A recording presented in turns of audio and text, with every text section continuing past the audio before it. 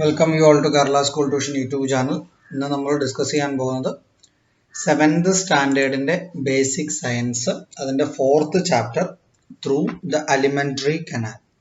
Through the alimentary കനാലാണ് നമ്മൾ discuss ചെയ്യാൻ പോകുന്നത്.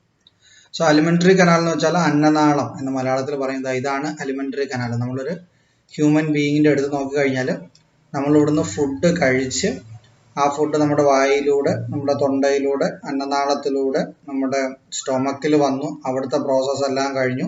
സ്മോൾ ഇൻറ്റസ്റ്റൈൻ, ലാർജ് ഇൻറ്റസ്റ്റൈൻ എല്ലാം കവർ ചെയ്തു അവസാനം നമ്മുടെ ഏനസിൽ വരുന്ന ഈ ഒരു ലൈൻ ഉണ്ടല്ലോ, ഇതിനെയാണ് എലിമെൻ്ററി കനാൽ എന്ന് പറയുന്നത്.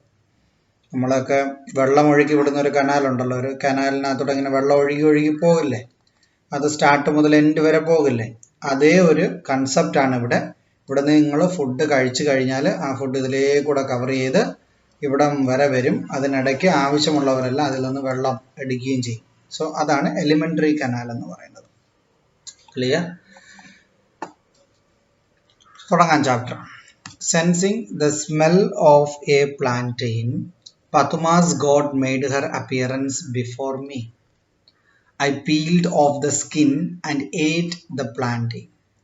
Seeing me eating something, Uma's refugee cats too appeared there. The hens, trotting under Uma's care, also came. I gave the peel of the plantain to Patuma's goat. The goat stood there expecting more. പാത്തുമ്മയുടെ ആട് എന്ന് പറയുന്ന വൈക്കം മുഹമ്മദ് ബഷീറിൻ്റെ ചെറുകഥയിൽ ഒരു ചെറിയ portion അവിടെ കൊടുത്തിരിക്കുന്നത്. ഒന്നുമില്ല, പുള്ളിക്കാരൻ എന്തോ ഒരു പ്ലാന്റൈൻ്റെ പാർട്ട് കഴിച്ചു, അതിൻ്റെ ഒരു പീസ് ആടിനും കൊടുത്തു. ഓക്കെ.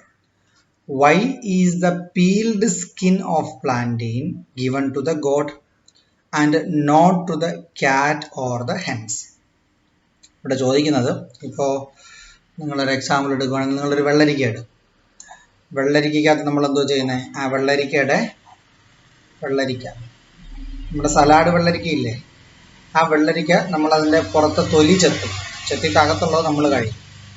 ഇവിടെ ചോദിച്ചിരിക്കുന്നത്, ഈ പീല് ചെയ്ത സ്കിന്ന്, ഈ തൊലി എന്തുകൊണ്ടാണ് നമ്മൾ ഗോട്ടിന് കൊടുത്തത്? കാര്യം എന്താ? ഗോട്ടെന്ന് പറയുന്നത്, ഗോട്ട് എന്താണ്, ഏത് ടൈപ്പ് അനിമൽസ് ആണ് ഗോട്ട്? പറയാമോ നിങ്ങൾക്ക്? നിങ്ങൾ കേട്ടിട്ടുണ്ടോ? നിങ്ങൾ പ്രൊഡ്യൂസർ, കൺസ്യൂമർ, ഡീകമ്പോസേഴ്സ് എന്ന് പറയുന്ന 3 ഒരു ഗ്രൂപ്പുണ്ട്. ജസ്റ്റ് ഒന്ന് കേട്ടിരിക്കുക. അതുകൂടാതെ നിങ്ങൾ ചിന്തിക്കേണ്ടത്, നമ്മളുടെ വീട്ടിൽ ആടുണ്ട്, പശുവുണ്ട്, ചിലരുടെ വീട്ടിൽ കുതിര കാണും, ചിലരുടെ വീട്ടിൽ മാൻ കാണും. സോ ഈ ആനിമൽസിനെല്ലാം ഒരു പ്രത്യേകതയുണ്ട്. അവരെല്ലാം ഹെർബിവോറസ് ആണ്. ഹെർബിവോറസ് എന്ന് വെച്ചാൽ എന്താ?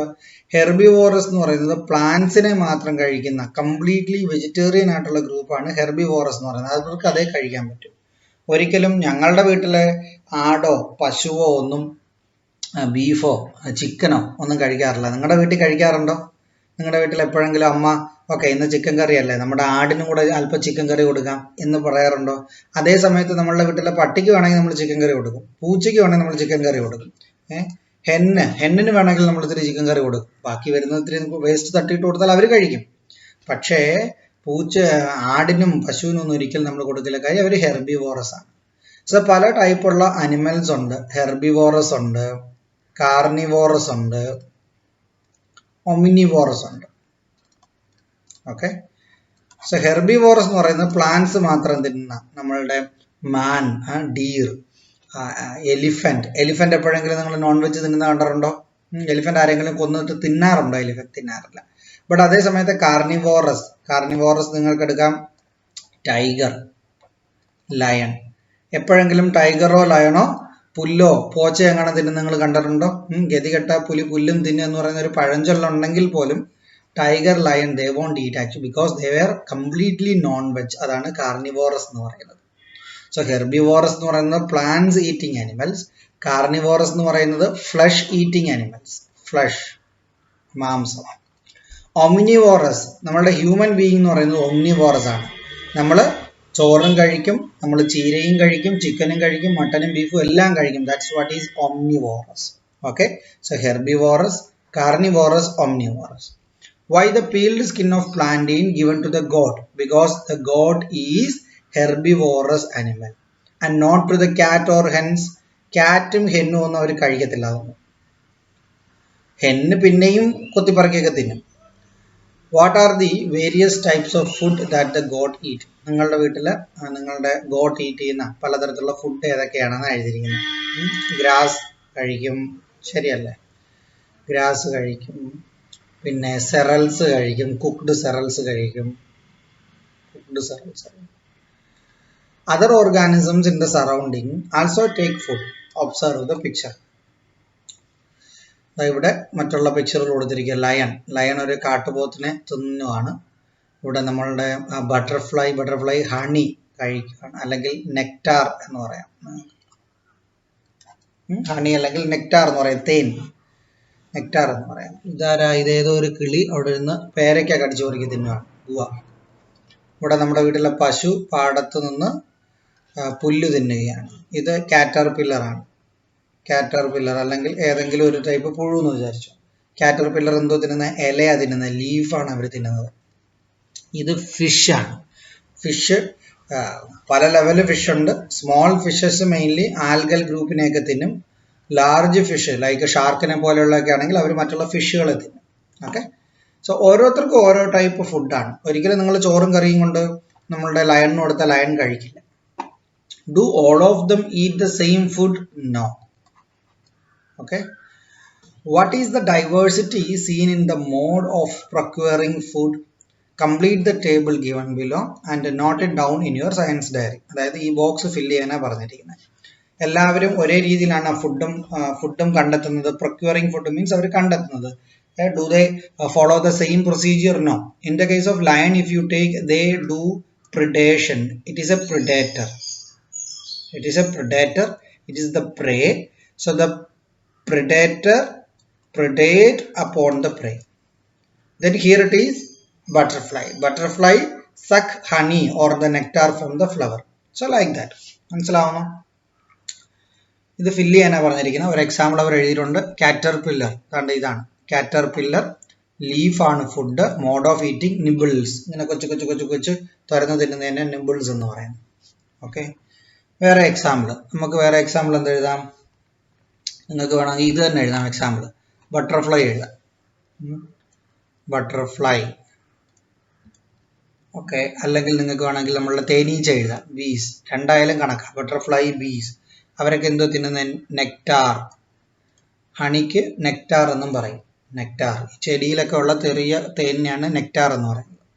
നെക്ടാർ അവരെങ്ങനെ, അത് മോഡ് ഓഫ് ഫീഡിങ് എങ്ങനെയാണ്? സക്കിങ്. ശരിയല്ലേ? ഉറിഞ്ചിയല്ലേ കുടിക്കുന്നത്, സക്കിങ്. ഇനി വേണമെങ്കിൽ നിങ്ങൾക്ക് സ്നേക്സിനെ പറയാം, സ്നെയിലിനെ പറയാം. നമുക്ക് സ്നേക്ക് പറയാം. സ്നേക്സ് റാറ്റിനെ തിന്നും. ശരിയല്ലേ? സ്നേക്ക് റാറ്റിനെ തിന്നും. എങ്ങനെയാ തിന്നുന്നത്? റാറ്റിനെ അങ്ങ് വിഴുങ്ങുകയാണ് ചെയ്യുന്നത്. സ്വാളോയിങ്. ഇനി നമുക്ക് വേറെ ഇത് പറയാം. വേണമെങ്കിൽ സ്നെയിൽ പറയാം. ഒച്ചിനെയൊക്കെ കണ്ടിട്ടില്ലേ നിങ്ങൾ? സ്നെയിൽ പേസ് എന്ന് കേട്ടിട്ടില്ലേ? സ്നെയിൽ എന്തോ തിന്നുന്നത്? അവർ ഗ്രാസ് ഒക്കെയാണ് തിന്നുന്നത്. ലീഫ് ഐറ്റം അവരും തിന്നുന്നത്. അവരെങ്ങനെ ചെയ്യുന്നത്? ച്യൂവിങ്. ചവച്ചിറക്കുമ്പോഴത്തെ. മനസ്സിലായോ? വേറെ എക്സാമ്പിൾ എന്തെങ്കിലും വേണോ? തലയിലുള്ള പേൻ നിങ്ങൾക്ക് വേണോ? ലൈസ് എന്ന് വെച്ചാൽ നമ്മുടെ തലയിലുള്ള പേനാണ് ലൈസ്. എന്തോ തിന്നുന്നത്? നമ്മുടെ ബ്ലഡാണ് കഴിക്കുന്നത്. സോ ലൈസിന്റെ ഒരിക്കലും ഫുഡ് ലീഫ് അല്ല. ലൈസിന്റെ ഫുഡ് ഒരിക്കലും നെക്ടാറോ റാറ്റോ അല്ല. ലൈസിന്റെ ഫുഡ് ബ്ലഡ് ആണ്. അത് സക്ക് ചെയ്യുക ചെയ്യുന്നത്. സക്കിങ്. പോരെ മതി. അടുത്ത നോക്കാം. Nutrition. All organisms need food. Yes, the food and the mode of procuring it differ from organism to organism. That's true. All organism needs food. The food differs from organism to organism. The mode of procuring it also differs from organism to organism. The process of intake and utilization of food by organism is called nutrition. So if someone asks a definition for nutrition, what will you say? Nutrition is the process of intaking the food and utilization of this food. So nutrition is the process of intaking and utilization of the food by organisms. So what is nutrition? Nutrition is the process of intaking and utilization of food by organisms. Plants are organisms. Yes, plants organisms ആണ്. Animals organisms ആണ്. Microorganisms organisms ആണ്. മനസ്സിലാവുന്ന bacteria virus ഒക്കെ എടുത്താലും അതും organisms ആണ്. So plants are also organisms. Don't they also require food? Yes, they also require food. നിങ്ങൾ ചെറിയ ക്ലാസ്സുകളിൽ പഠിച്ചിട്ടുണ്ട്. ഇവിടെ സൺ ഉണ്ട്, പ്ലാന്റ്സ് ഉണ്ട്, പ്ലാന്റ്സിനകത്ത് ലീഫ് ഉണ്ട്, ലീഫിനകത്ത് ക്ലോറോഫിൽ എന്ന് പറയുന്ന ഒരു ഗ്രീൻ പിഗ്മെന്റ് ഉണ്ട്. ഓക്കെ, ഈ പിഗ്മെന്റിന് ഒരു കഴിവുണ്ട്. ആ കഴിവാണ് ഫോട്ടോസിന്തറ്റിക് കാപ്പബിലിറ്റി എന്ന് പറയുന്നത്. Photosynthetic capability. ഓക്കെ, സോ പ്ലാന്റ്സിന്റെ ലീഫിൽ വെച്ച് അവർ ഫുഡ് പ്രിപ്പയർ ചെയ്യും. ഓർ ടെക്നിക്കലി പറഞ്ഞാൽ കാർബോഹൈഡ്രേറ്റ്സ് പ്രിപ്പയർ ചെയ്യും. C6H12O6. സോ കാർബോഹൈഡ്രേറ്റ്സ് അവർ പ്രിപ്പയർ ചെയ്യുമ്പോൾ അവരുടെ ലീഫിൽ വെച്ച്. സോ ആ ഒരു പ്രോസസ്സിനെയാണ് ഫോട്ടോസിന്തസിസ് എന്ന് പറയുന്നത്. സോ ഫോട്ടോസിന്തസിസിന് ആവശ്യമായിട്ടുള്ള എലമെന്റ്സ് എന്ന് പറയുന്നത് വാട്ടറും മിനറൽസും വേണം, 1. 2 കാർബൺ ഡയോക്സൈഡ് വേണം. So leaf in presence of sunlight they absorb carbon dioxide and water and minerals came through the roots. They perform photosynthesis in their leaf, thereby they produce their food carbohydrate. So ഈ picture കണ്ടാൽ നിങ്ങൾക്ക് മനസ്സിലാവും carbon dioxide അകത്തോട്ടാ പോകുന്ന ലീഫിന്റെ, oxygen പുറത്തോട്ടാ പോകുന്നത്. ഈ photosynthesis ആക്ടിവിറ്റിയിലൂടെ പുറത്തേക്ക് പോകുന്ന gas ആണ് ഓക്സിജൻ. മനസ്സിലായോ? നിങ്ങൾക്ക് മനസ്സിലായോ എന്തോ ഞാൻ പറഞ്ഞേ? കാർബൺ ഡയോക്സൈഡ് വേണം, പ്ലസ് പിന്നെന്തോ വേണം? വാട്ടർ എടുത്തിട്ടുണ്ട്, വാട്ടറും മിനറൽസും ഒക്കെ എടുത്തിട്ടുണ്ട് ഇവിടുന്ന്. Then in presence of sunlight വേണം. പിന്നെന്തോ ക്ലോറോഫിൽ എന്ന് പറയുന്ന ഗ്രീൻ പിഗ്മെന്റ് വേണം, chlorophyll. So carbon dioxide, water, sunlight, ക്ലോറോഫിലിന്റെ പ്രസൻസിൽ എന്താ പ്രൊഡ്യൂസ് ചെയ്യുന്നവര്? C6H12O6 പ്ലസ് ഓക്സിജൻ റിലീസ് ചെയ്യും. സോ ഇതാണ് ഫോട്ടോസിന്തസിസിന്റെ പ്രോസസ്. അതിന്റെ ഇക്വേഷൻ നിങ്ങളോട് ചോദിച്ചിട്ടുണ്ട്. സോ ലീഫിലാണ് ഇത് പെർഫോം ചെയ്യുന്നത്. There is no doubt in that. ലീഫിലാണ് അത് പെർഫോം ചെയ്യുന്നത്.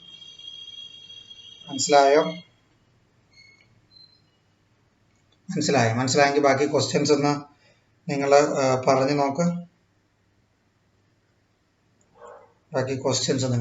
നോക്ക്. നിങ്ങൾ ചെറിയ ക്ലാസ്സുകളിൽ പഠിച്ചിട്ടുണ്ട് ഈ ഫോട്ടോസിന്തസിസിനെ കുറിച്ചൊക്കെ. ചെറിയ ക്ലാസ്സുകളിൽ നിങ്ങൾ പഠിച്ചിട്ടുണ്ട്. അപ്പോൾ അതിന് അത്രയ്ക്ക് ഡൗട്ടൊന്നും കാണത്തില്ലെന്ന് വിചാരിക്കുന്നു. കൂടുതൽ ഡീറ്റെയിൽ ഒക്കെ നിങ്ങൾ അപ്കമിങ് ക്ലാസ്സുകളിൽ പഠിക്കും. കാര്യം അവിടെ ഈ ഒരു റിയാക്ഷൻ്റെ തന്നെ അടുത്തടുത്ത ലെവല് കാര്യങ്ങൾ പറയും. അപ്പോഴാണ് നിങ്ങൾ ഈ കൂടുതൽ കാര്യങ്ങളും പഠിക്കുന്നത്.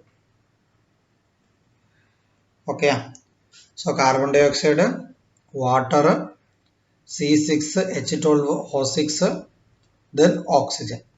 പിന്നെ ഇതിനകത്ത് ബാലൻസിങ് എന്ന് പറയുന്ന ഒരു പ്രോസസ്സ് ഉണ്ട്. അതായത് നമ്പർ എല്ലാം കറക്റ്റ് ആക്കാൻ. കാര്യം ഇവിടെ 6 കാർബൺ ഉണ്ട്, 12 ഓക്സിജൻ ഉണ്ട്, 12 ഹൈഡ്രജൻ ഉണ്ട്, 6 ഓക്സിജൻ ഉണ്ട്. ഇതിന്റെ നമ്പർ ബാലൻസ് ചെയ്യുന്ന ഒരു പരിപാടിയുണ്ട് നമ്മുടെ കെമിക്കൽ പ്രോസസ്സിങ്.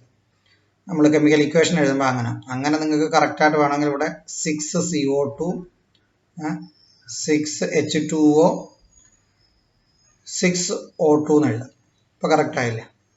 6 കാർബൺ ഉണ്ട്, 12, 6 12 ഹൈഡ്രജൻ, 12 ഹൈഡ്രജൻ ഉണ്ട്, 6 12, 6 18 ഓക്സിജൻ ഉണ്ട്, 6 ഓക്സിജൻ ഇവിടെ ഉണ്ട്, 6 12 ഓക്സിജൻ ഇവിടെ ഉണ്ട്. സോ ബാലൻസ് ആയി equation.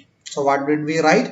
Carbon dioxide plus water in presence of sunlight and chlorophyll, carbohydrate, ഇതിനെയാണ് കാർബോഹൈഡ്രേറ്റ് എന്ന് പറയുന്നത്. കാർബോഹൈഡ്രേറ്റ് ഓർ ഗ്ലൂക്കോസ് C6H12O6, തന്നെ ഓക്സിജൻ റിലീസ് ചെയ്തു. സോ ആ ഓക്സിജൻ ആണ് ഇവിടെ ലീഫിൽ നിന്നും പുറത്തോട്ട് റിലീസ് ചെയ്യുന്നത്. മനസ്സിലാവുന്നു? ഈ പർപ്പസിന് വേണ്ടി കാർബൺ ഡയോക്സൈഡ് ലീഫ് അവർ അബ്സോർബ് ചെയ്യുന്നു. അവരുടെ ലീഫിലുള്ള ചെറിയ ഹോൾസ്, അതിനെ സ്റ്റൊമേറ്റ എന്ന് പറയും. അതൊന്നും നിങ്ങൾക്ക് ഇപ്പോൾ വേണ്ട. പിന്നെ അതിൻ്റെ റൂട്ടിലൂടെ, സോയിലിൽ നിന്ന് റൂട്ടിലൂടെ അവർ വാട്ടർ അബ്സോർബ് ചെയ്യും. ഈ വാട്ടറിനെ ക്യാരി ചെയ്ത് ഇവിടെ വരെ എത്തും. മനസ്സിലാവുന്നു? ആ വാട്ടറിനെ കൊണ്ടുപോകുന്ന ലീഫിനകത്തുള്ള ഒരു കുഴലാണ് സൈലം എന്ന് പറയുന്നത്. Okay, so don't you know which process indicate in this picture? Yes we know. Yes, we know. What are the factors required for the photosynthesis? Photosynthesisന് വേണ്ട factors എന്തൊക്കെയാണ്? Carbon dioxide, water. Which is the gas received by the plants during photosynthesis? Photosynthesis plants receive ചെയ്യുന്നത് ഏതാ? Carbon dioxide. Which is gas given out? Oxygen. So carbon dioxide absorb ചെയ്യും, oxygen release ചെയ്യും. Okay, what are the factors required for photosynthesis? Carbon dioxide ഇത് മാത്രം പോരാ, chlorophyll വേണം അല്ലേ, sunlight വേണം, ശരിയല്ലേ? ഈ 4 ഫാക്ടേഴ്സ് വേണം. കാര്യം സൺലൈറ്റ് ഇവിടെ കൊടുത്തിട്ടുണ്ട്. ക്ലോറോഫില്ല് വേണം, കാർബൺ ഡയോക്സൈഡ് വേണം, വാട്ടർ വേണം. Green plants do not depend on other organisms for food. So ഇതിന്റെ സ്റ്റാർട്ടിങ്ങിൽ തന്നെ പറഞ്ഞു ഗ്രീൻ പ്ലാന്റ്സിന് ഫുഡ് വേണ്ടേ എന്നായിരുന്നു ചോദ്യം. പ്ലാന്റ്സും ഓർഗാനിസം ആണ്. Don't they need food? Yes, they need food. But ഒരു ഡിഫറൻസ് ഉണ്ട്. Green plants do not depend on others for other organism for food. They synthesize their own food. Hence, they are called autotrophs. So, what are known as autotrophs? Autotrophs are those organisms which prepare their own food. Yes or no? Those organisms which prepares their own food are known as autotrophs. Example, green plants. On the other hand, there are organisms which are unable to synthesize their own food and therefore depend on other organisms for food. They are called heterotrophs. So autotrophs are those organisms which prepare their own food. Example, green plants. Heterotrophs are those organisms which are unable to prepare their own food, so they depends upon the autotrophs for their food are known as heterotrophs. So green plants എന്ന് പറയുന്നത് autotroph ആണ്. Because photosynthesis എന്ന് പറയുന്ന chemical പ്രോസസ്സിലൂടെ അവരവരുടെ carbohydrate എന്ന് പറയുന്ന food സ്വയം prepare ചെയ്യുന്നു. ബട്ട് അതേ സമയത്ത് നമ്മൾ ഇവിടെ കണ്ട കാറ്റർപില്ലർ ആയാലും ബട്ടർഫ്ലൈ, സ്നേക്ക്, സ്നെയില്, ലൈസ് ഇതെല്ലാം ഹെറ്ററോട്രോഫ് ആണ്. അവർക്കൊന്നും അവരുടെ ഫുഡ് സ്വയം പ്രിപ്പയർ ചെയ്യാൻ കഴിയില്ല. So they are depending upon other organisms for their food. So നമ്മളുടെ വീട്ടിലുള്ള പശു ആയാലും നമ്മുടെ വീട്ടിലുള്ള ആടായാലും ഇതെല്ലാം ഹെറ്ററോട്രോഫ് ആണ്. Clear everyone? അതിന്റെ സ്റ്റാർട്ടിങ് മനസ്സിലായോ? For food. Having you learned earlier about parasitic plants? Parasitic പ്ലാന്റ്സിനെ കുറിച്ച്, മറ്റുള്ളവരെ ഡിപ്പെൻഡ് ചെയ്തിരിക്കുന്ന പ്ലാന്റ്സ് ആണ് പാരസൈറ്റിക് പ്ലാന്റ്സ്. സാപ്രോഫൈറ്റ് ഇതിനെ കുറിച്ചെല്ലാം പഠിച്ചിട്ടുണ്ട്. Yes, we have learned it. Observe the picture given below. So Monotropa, it takes food from decayed organic remains. So decayed organic remain ൽ നിന്ന് food absorb ചെയ്യുന്നതിനെയാണ് saprophyte എന്ന് പറയുന്നത്. So Monotropa is an example of saprophyte. Sandalwood tree, ചന്ദനമരം. During initial stages of growth, it takes water and minerals from the roots of other plants. So initial stages of growth ൽ സാൻഡൽവുഡിന് ഒരു പ്രത്യേകതയുണ്ട്. Sandalwood അതിന്റെ അരികിലുള്ള പ്ലാന്റിൽ നിന്നായിരിക്കും മിനറൽസും റൂട്ടും ഒക്കെ absorb ചെയ്യുന്നത്. ഇപ്പോൾ നിങ്ങൾ ആരെങ്കിലും ചന്ദന തൈകൾ നട്ടിട്ടുണ്ടെങ്കിൽ, അല്ലെങ്കിൽ ചന്ദന തൈ എങ്ങനെയാണ് നടുന്നതെന്ന് നിങ്ങൾ യൂട്യൂബിൽ അടിച്ച് നോക്കിയാൽ നിങ്ങൾക്ക് കാണാൻ പറ്റും. നമ്മൾ സാധാ ഈ പ്ലാന്റ് മേടിക്കില്ലേ, കൊച്ചു പ്ലാന്റ് മേടിക്കില്ലേ ചന്ദനത്തിന്റെ തൈ, അതിന്റെ കൂടെ തന്നെ അവരൊരു ചെടിയും കൂടെ വളർത്തിയിരിക്കും സെയിം ചെടിച്ചട്ടിയിൽ. കാര്യം എന്താ? ഗ്രോത്തിന്റെ സ്റ്റാർട്ടിങ്ങിൽ ഇവന് ഈ ഒരു പ്ലാന്റ് വേണം, ഈ പ്ലാന്റിൽ നിന്നേ ഇവൻ അബ്സോർബ് ചെയ്യും. ഇവൻ ഒരിക്കലും അവന്റെ സ്വയം അബ്സോർഷനോ പ്രൊഡക്ഷനോ നടത്തില്ല, അവൻ അബ്സോർബ് ചെയ്യും. മനസ്സിലാവുന്നോ? സോ ഇത് ഒരു സെമി പാരസൈറ്റ് ആണ്. ഇങ്ങനെ മറ്റുള്ളവരെ ഡിപ്പെൻഡ് ചെയ്യുന്നതാണ് പാരസൈറ്റ്. ഇങ്ങനെയുള്ളത് ഒരു സെമി പാരസൈറ്റ് ആണ്, അല്ലെങ്കിൽ ഒരു പാർഷ്യൽ പാരസൈറ്റ് എന്ന് നിങ്ങൾക്ക് പറയാം. Semi parasite or partial parasite. ഇനി നോക്കാം ലൊറാന്തസ്. സോ ലൊറാന്തസ് ആണ് നമ്മുടെ വീട്ടിലുള്ള ബ്രാഞ്ച്, അതായത് മാംഗോ ട്രീ, കോക്കനട്ട് ട്രീയിൽ കാണത്തില്ല, മാംഗോ ട്രീയിൽ കാണും, പിന്നെ ജാക്ക് ഫ്രൂട്ട് ട്രീയിൽ കാണും. ഇതിനകത്തൊക്കെ ഇങ്ങനെ തിക്ക് ഇലകൾ ഇങ്ങനെ പിടിച്ചിരിക്കും, ഓർക്കിഡിൻ്റെ ആണെങ്കിൽ ഇരിക്കും. ഇത് കണ്ടു കഴിഞ്ഞാൽ പിടിച്ചിരിക്കുന്നതാണ്. അതാണ് ഈ ലൊറാന്തസ് എന്ന് പറയുന്നത്. മലയാളത്തിൽ മരവാഴ എന്ന് പറയും. So for water and minerals, it depends on the plant on which it lives.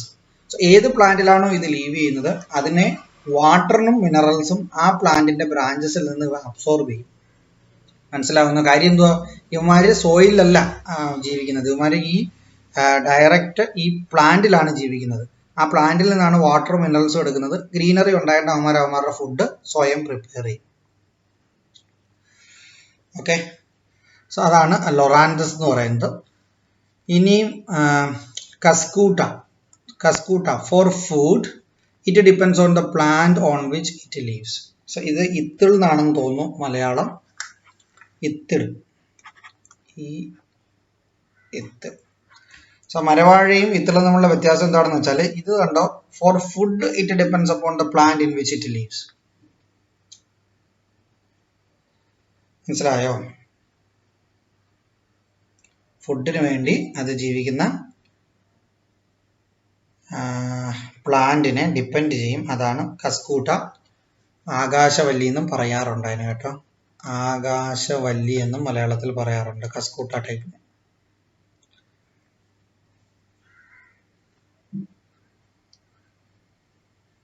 So ഇതെന്തൊരു ടൈപ്പാണ്? ഇതൊരു പാരസൈറ്റ് ആണ്. പാരസൈറ്റ് എന്ന് വെച്ചാൽ എന്താ? പരാതസസ്യം എന്നാ. പാരസൈറ്റിന്റെ മലയാളം പറഞ്ഞാൽ പരാതസസ്യം എന്നാ അതിന്റെ അർത്ഥം. പരാതസസ്യം, പരാതസസ്യം.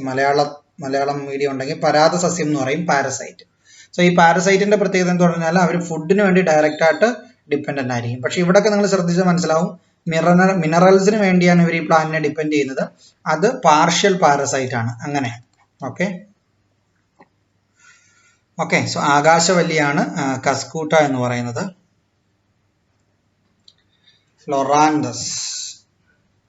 ലൊറാന്തസ് മരവാഴ തന്നെ അല്ലേ? ഓക്കെ, താഴെ കാണിച്ചിരിക്കുന്ന ക്വസ്റ്റ്യൻസ് നിങ്ങൾ നോക്കിയേ. താഴെ കാണിച്ചിരിക്കുന്ന ക്വസ്റ്റ്യൻസ് നോക്കിയേ.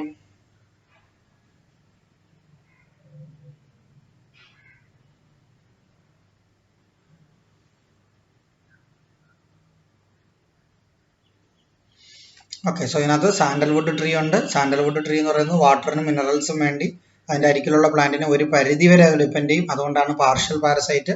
ലൊറാന്തസും വാട്ടറിനും മിനറൽസിനും വേണ്ടി അത് ജീവിക്കുന്ന ബ്രാഞ്ചിനെ ഡിപ്പെൻഡ് ചെയ്യും. അതുകൊണ്ട് തന്നെ എന്ത് പറ്റും? ആ വളരുന്ന മരങ്ങളുടെ വളർച്ച കുറഞ്ഞു വരും. അവസാനം ആ മരം മൊത്തം ഉണങ്ങി നശിക്കും. അതാ അതിന്റെ പ്രത്യേകത. മനസ്സിലാവുന്നു?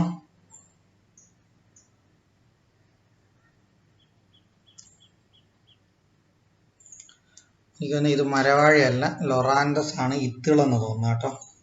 ഇത്തിക്കണ്ണി, ഇതാണ് ഇത്തിൾ. ഇത് മരവാഴയല്ല, ഇതാണ് ഇത്തിൾ. ഈ കസ്കൂട്ട എന്ന് പറയുന്ന ഇതാണ് ആകാശവല്ലി കേട്ടോ. മനസ്സിലായോ നിങ്ങൾക്ക്? എന്നെ തിരുത്തിയിട്ടുണ്ട്. ലൊറാന്തസ് എന്ന് പറയുന്നത് ഇത്തിളാണ്. സോ ഇത്തിള് വളർന്നാലും പ്ലാന്റ് നശിക്കും. കസ്കൂട്ട എന്ന് പറയുന്ന ആകാശവല്ലിയാണ്.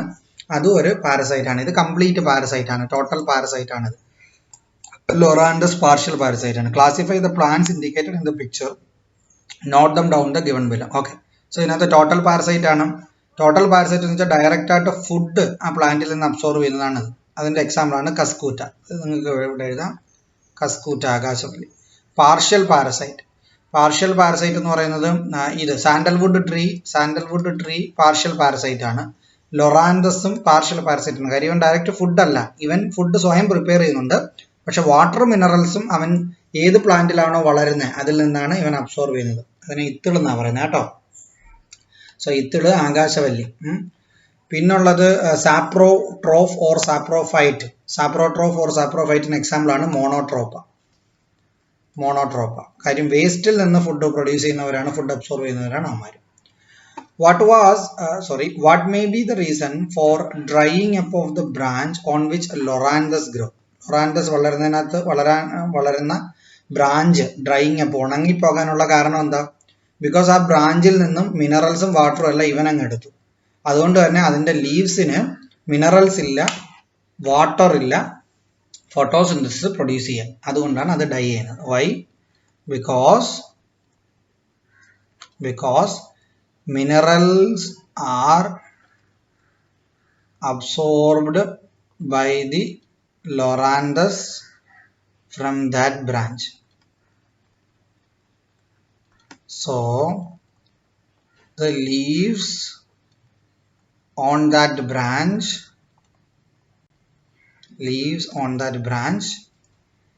failed to perform their photosynthesis. മനസ്സിലാവുന്ന അവരുടെ ഫോട്ടോസിന്തസിസ് പെർഫോം ചെയ്യാൻ ഫെയിലായി. So it dry up. So it dried up എന്ന് എഴുതിയാൽ. Okay. So you know how organisms like mushrooms which belong to the group of fungi obtain food. So ഇവിടെ കണ്ട ഈ Monotropa എന്ന് പറയുന്ന ഒരു സാപ്രോട്രോഫ് ആണ്. നമ്മുടെ മഷ്റൂമും ഒരു സാപ്രോട്രോഫ് ആണ്. വേസ്റ്റിൽ നിന്ന് അവന്മാർ അബ്സോർബ് ചെയ്യുന്നവരാണ്. Belong to the group of fungi obtain food. In which group will you include in the above table? മഷ്റൂമിനെ നമ്മൾ സാപ്രോട്രോഫിൽ ഇൻക്ലൂഡ് ചെയ്യുന്നത്. കാര്യം സാപ്രോട്രോഫ് എന്ന് പറയുന്ന ഫഞ്ചൈ അവര് ഫുഡ് ഒബ്റ്റെയിൻ ചെയ്യുന്നത് വേസ്റ്റിൽ നിന്ന്.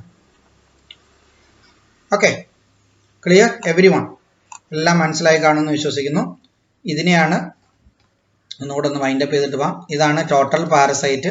കാര്യം ഇത് വളരുന്ന പ്ലാന്റിൽ നിന്നും ഡയറക്റ്റ് ആയിട്ട് ഇവൻ ഫുഡ് അബ്സോർവ് ചെയ്യും. ഇവൻ മടിയനാണ്, ഇവൻ ഫുഡ് ഉണ്ടാക്കത്തില്ല. ടോട്ടൽ പാരസൈറ്റ് ആണ്. മനസ്സിലാവുന്നു? ലൊറാന്തസ് എന്ന് പറയുന്നത് വാട്ടറും മിനറൽസും മാത്രം അത് ജീവിക്കുന്ന പ്ലാന്റിൽ നിന്ന് അബ്സോർവ് ചെയ്യും. ലൊറാന്തസ് എന്ന് പറയുന്നത് ഇത്തിളാണ്.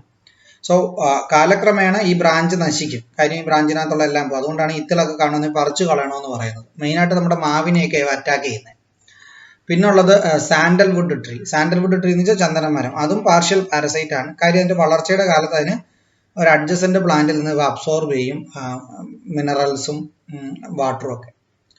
മോണോട്രോഫ എന്ന് പറയുന്നത് അത് സാപ്രോഫൈറ്റ് ആണ്. കാര്യം വേസ്റ്റിൽ നിന്നും ഡീകമ്പോസ് ചെയ്ത് അതിൽ നിന്നാണ് ഇവന്മാരെ അബ്സോർബ് ചെയ്യുന്നത് അവന്മാരുടെ food. Clear?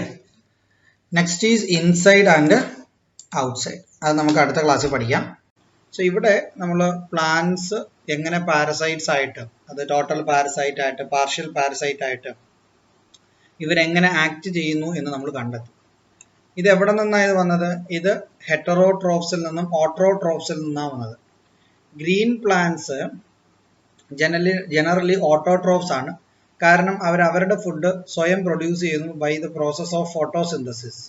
Okay, but there are heterotrophic plants. For example, parasites are heterotrophs. So the partial parasite like the sandalwood, okay, the loranthus, those are partial parasites. Total parasites like cuscuta, that is also heterotroph. ഇതെല്ലാം heterotroph ആണ്. സാപ്രോട്രോഫും ഒരു type ഹെറ്ററോട്രോഫ് ആണ്. കാര്യം സാപ്രോട്രോഫ് അവരുടെ food എടുക്കുന്നത് dead and ഡീക്കെയ്ഡ് മാറ്റേഴ്സിൽ നിന്നാണ്. സാപ്രോട്രോഫ് അവരുടെ ആവശ്യമായ എലമെന്റ്സ് കണ്ടെത്തുന്നു. സോ ഇതെല്ലാം ഹെറ്ററോട്രോഫ്സ് ആണ്. ഇനി നമ്മൾ പോകാൻ പോകുന്നത് ഇതേ പാരസൈറ്റ്സ്. സോ ഈ പ്ലാന്റ്സ് പാരസൈറ്റ് ആർട്സ് കണ്ടു. അനിമൽസിലും പാരസൈറ്റ്സ് ഉണ്ട്. ഫോർ എക്സാമ്പിൾ, നമ്മളെ മൊസ്കിറ്റോ കടിക്കുന്ന എന്തിനാ? നമ്മുടെ ബ്ലഡ് സക്ക് ചെയ്യാൻ വേണ്ടി. കാര്യം എന്താ? അതിനാവശ്യമായ ചില എലമെന്റ്സ് നമ്മുടെ ബ്ലഡിൽ നിന്ന് കിട്ടും. So mosquito is A parasite. നമ്മളുടെ തലയിലെല്ലാം പെയിൻ ഇല്ലേ, ലൈസ്. സോ പെയിൻ എന്ന് പറയുന്നത് ഒരു പാരസൈറ്റ് ആണ്. സോ ബെഡ് ബഗ്സ് ഒക്കെ നിങ്ങൾ കണ്ടു കാണും പലപ്പോഴും. നമ്മുടെ ബ്ലഡിലുള്ള ചെള്ള് നമ്മളോട് കറക്റ്റായിട്ട് ഉണക്കാതെയൊക്കെ നനവോട് കൂടിയൊക്കെ ബെഡ് കീപ്പ് ചെയ്ത് കഴിഞ്ഞാൽ ബെഡ് ബഗ്സ് ഉണ്ടാവും. ഈ ബെഡ് ബഗ്സും ഒരു പാരസൈറ്റ് ആണ്. അത് നമ്മുടെ ബ്ലഡ് നമ്മുടെ ശരീരത്തിൽ നിന്ന് കടിച്ചു കുടിക്കും. So these all are parasites. So inside and outside there are parasites among animals too. Which are they? These all are examples of that. Worms, പല ടൈപ്പുള്ള വിരകൾ നിങ്ങൾ കേട്ടിട്ടില്ലേ? കൊച്ചു കുട്ടികൾക്കൊക്കെ വിരയ്ക്ക് മരുന്ന് കൊടുക്കുന്ന എന്തിനാ? ഈ വിരയൊക്കെ ചത്തുപോകാൻ. സോ വിര എന്ന് പറയുന്നത്, worms എന്ന് പറയുന്നത് ഇറ്റ്സ് എ പാരസൈറ്റ്. ലൗസ് ഇത് പെയിൻ ആണ്. സോ തലയിലുള്ള പെയിൻ, yes, that is also a parasite. Flea ഇതെന്ന് പറയുന്നത് ചെള്ളാണ്, അല്ലെങ്കിൽ ബഡ് ബഗ് എന്നൊക്കെ പറയുന്ന ബഗ് ആണ് ഈ ഫ്ലീ എന്ന് പറയുന്നത്. So louse, worms, flea, these all are parasite. But there is a difference. In the case of louse and flea, these are outside parasite, है ना? External parasite. കാര്യം ഇത് ബോഡിയുടെ പുറത്താണ് കാണപ്പെടുന്നത്. പേരെന്ന് പറയുന്നത് നമ്മുടെ തലയ്ക്ക് അകത്തോട്ട് ഒരിക്കലും ചുഴിഞ്ഞു കയറി പോകത്തില്ല ലൗസ്. സോ ഫ്ലീ എന്ന് പറയുന്നത് ബെഡ് ബഗ്, അത് നമ്മൾ പുറത്തു നിന്ന് കടിക്കത്തേ ഉള്ളൂ. മൊസ്കിറ്റോയോ പുറത്തു നിന്ന് കടിക്കത്തേ ഉള്ളൂ നമ്മളെ. പക്ഷെ വേംസ് അങ്ങനെയാണോ? വിര നമ്മളുടെ ശരീരത്തിനകത്ത് സ്റ്റൊമക്കില് കുടലിലൊക്കെ കാണപ്പെടുന്നതാണ് ഈ വേംസ് എന്ന് പറയുന്നത്. Louse and flea are external parasite, but worm is internal parasite. Yes, it is true. So remember it. The example of external parasite in animals are louse, flea, internal parasite, worms. Do parasite harm the health of the organism in which they live? Yes, they do harm adversely. They harm the health of organisms in which they live. Okay, അവരുടെ ഹെൽത്തിനെ അവർ adverse ആയിട്ട് effect ചെയ്യും. Okay, predators of the plan world. ഇനി plan വേൾഡിലുള്ള പ്രിഡേറ്റേഴ്സിനെ കുറിച്ചാണ് പഠിക്കുന്നത്. നമ്മൾ ഈ ചാപ്റ്ററിന്റെ തുടക്കത്തിൽ വേറൊരു ടൈപ്പ് പ്രിഡേറ്ററിനെ കണ്ടായിരുന്നു. അതായത് കണ്ടോ, ലയൺ, ഒരു ബഫലോയെ കൊന്നു തിന്നുന്ന ലയൺ, ഇതൊരു പ്രിഡേറ്റർ ആണ്. അതുപോലെ പ്ലാന്റ് വേൾഡിലും ഉണ്ട് പ്രിഡേറ്റർ, അതായത് ആക്രമിച്ച്, അതായത് ക്യാച്ച് ചെയ്ത്, ട്രാപ്പ് ചെയ്ത് പിടിച്ച് അവര് ഇൻജസ്റ്റ് ചെയ്യുന്ന ടൈപ്പാണ് ഈ പ്രിഡേറ്റർ എന്ന് പറയുന്നത്. Plant വേൾഡിലുമുണ്ട് predators. For example, Venus fly trap, sundew plant, pitcher plant. So ഇതെല്ലാം ഒരു തരത്തിലുള്ള പ്രിഡേറ്റർ ആണ്. Don't you know the factors on which plants depend for the synthesis of their own food? Okay, don't you know the factors on which plants depend for the synthesis of their food? Yes, we know the factors. Look at these plants. They are known as insectivorous plants. So generally നമ്മൾ കാണുന്ന plants എന്ന് പറയുന്നത് ഒന്നുകിൽ autotroph ആയിരിക്കും. അവര് വാട്ടറും മിനറൽസും എല്ലാം സോയിലിൽ നിന്ന് അബ്സോർബ് ചെയ്ത് പിന്നെ കാർബൺ ഡൈ ഓക്സൈഡ് അറ്റ്മോസ്ഫിയറിൽ നിന്ന് ചെയ്ത് ഫോട്ടോസിന്തസിസ് പെർഫോം ചെയ്ത് അവർക്ക് ആവശ്യമായ ഫുഡ് ഉണ്ടാക്കും. They will manage it, no problem. So സോയിലിൽ നിന്ന് ഇവർ മിനറൽസ് എടുക്കുമ്പോൾ അതിനകത്ത് ഫോസ്ഫേറ്റ് കാണും, അതിനകത്ത് കാൽസ്യം കാണും, അതിനകത്ത് പൊട്ടാസ്യം കാണും, അതിനകത്ത് നൈട്രേറ്റ് കാണും. സോ ഒരു ഒരു ഒരു പ്ലാന്റിന് ആവശ്യമായിട്ടുള്ള എല്ലാ എലമെന്റ്സും അവർക്ക് സോയിലിൽ നിന്ന് കിട്ടും. പക്ഷെ ഇത് എപ്പോഴും നടക്കണം എന്നില്ല. ഫോർ എക്സാമ്പിൾ, ഈ പ്ലാന്റ്സിന്റെ കൂട്ടത്തിൽ തന്നെ ചില പ്ലാന്റ്സ് ഉണ്ട് ഇൻസെക്ടിവോറസ് പ്ലാന്റ്സ്. ഇതിന്റെ പ്രത്യേകത എന്താണെന്ന് പറയുന്നത് ഞാൻ നേരത്തെ നിങ്ങളോട് പറഞ്ഞായിരുന്നു ഈ സ്റ്റാർട്ടിങ് ഓഫ് ദ ക്ലാസ്സിൽ. ഹെർബിവോറസ്. ഹെർബിവോറസ് എന്ന് വെച്ചാൽ എന്താ? ഹെർബിനെ തിന്നുന്നതാണ് ഹെർബിവോറസ്. അതായത് ഇലവർഗ്ഗങ്ങൾ തിന്നുന്നത്, നമ്മളുടെ പുല്ലും ഒക്കെ തിന്നുന്ന, പുല്ലും മറ്റുള്ള ഇലകളും ഒക്കെ തിന്നുന്ന നമ്മളുടെ പശു, ആട് എല്ലാം ഹെർബിവോറസ് ആണ്. പിന്നെ ഞാൻ നിങ്ങളോട് പറഞ്ഞു കാർണിവോറസ്. സോ വോറസ് എന്ന് പറയുന്നത് ഈറ്റിംഗ് ആണ്. Carnivorous eating means fleshy eating ആണ്. ഒമിനിവോറസ്, ഒംനിവോറസ്, VOROUS, ഒംനിവോറസ്. വോറസ് എന്ന് പറഞ്ഞാൽ ഈറ്റിംഗ് ആണ്. ഒമിനി എന്ന് വെച്ചാൽ രണ്ടും, അതായത് ഹെർബും കാർണും തിന്നും, അതായത് veg and non veg. Similarly ഇവിടെ നിങ്ങൾ ഇൻസെക്ടിവോറസ് നോക്കിയാൽ വോറസ് എന്ന് പറഞ്ഞാൽ ഈറ്റിംഗ്, എന്തിനെ തിന്നുന്നതാണ്? ഇൻസെക്റ്റിനെ തിന്നുന്നതാണ്. That means these are some kinds of plants, they do eat insect. So insect ne eat ചെയ്യുന്ന plants. Okay, അങ്ങനെയും ഉണ്ടോ plants? Yes, there are some plants. For example, sundew plant, pitcher plant, Venus flytrap. These all are examples of insectivores. Okay, so insectivores are some plants, they do ingest insect. So they are given their this name because they catch insects. Photosynthesis took place in these plants too. Then why do they catch insects? പിന്നെ എന്തുകൊണ്ട് അവർ ഇൻസെക്റ്റിനെ പിടിക്കുന്നു? ഞാൻ ഇവിടെ പറഞ്ഞു photosynthesis perform ചെയ്യുമ്പോൾ സോയിലിൽ നിന്നും അതിനാവശ്യമായ minerals usually plants absorb ചെയ്യും.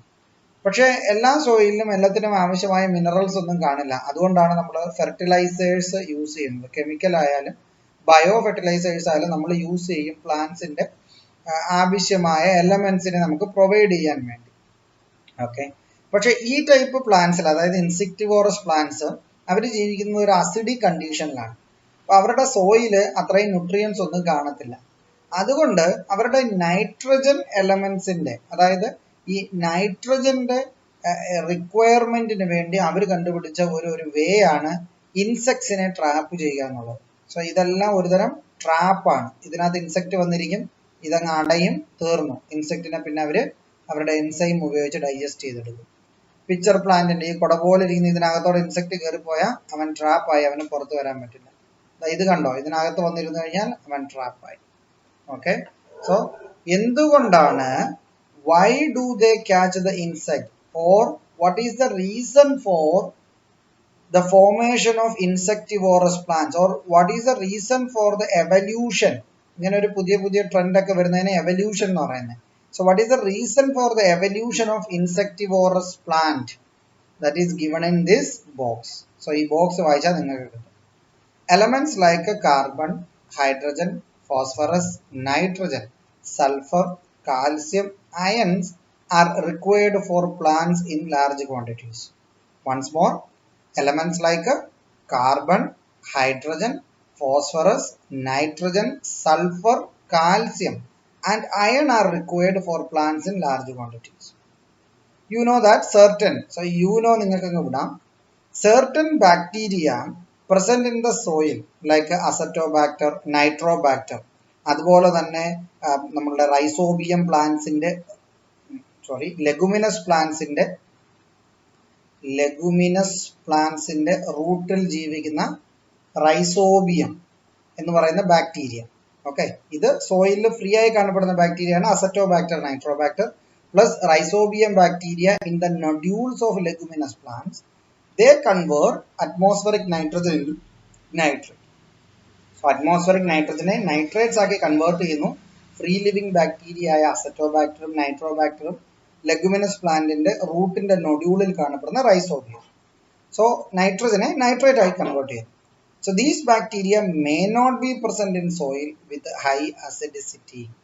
സോ ഹൈ അസിഡിസിറ്റി ഉള്ള സോയിൽസിലൊന്നും ഈ ഒരു ബാക്ടീരിയ ഫ്രീ ആയിട്ട് കാണപ്പെടത്തില്ല. അതുകൊണ്ട് തന്നെ ഈ നൈട്രജൻ ഫിക്സേഷൻ ഒന്നും ആ സോയിലിൽ നടക്കില്ല. ആ സോയിലിൽ നൈട്രജൻ ഫിക്സേഷൻ നടന്നില്ലെങ്കിൽ എന്തോ പ്രശ്നം? ഇപ്പൊ ഈ ഫോട്ടോസിന്തസിസ് സമയത്ത് മിനറൽസിനെ അബ്സോർബ് ചെയ്യത്തില്ലേ, അതിന്റെ കൂട്ടത്തിൽ അതിന് നൈട്രേറ്റ്സിനെ കിട്ടില്ല. So the plants which grow in such soil do not get nitrogen. So they won't get adequate nitrogen from the soil since there are no nitrates available. It is to overcome this situation that such plants acquire the ability to catch insects. They obtain the required nitrogen through digestion of the body of the insects. So insects in the body digest ചെയ്യുമ്പോൾ കാര്യം നമുക്കറിയാം, ഏതൊരു ഓർഗാനിസത്തിന്റെ body എടുത്താലും അതിനകത്ത് nitrogen എന്ന് പറയുന്നത് വളരെ important ആണ്. അതിന്റെ basic building blocks of an organisms body is nitrogen.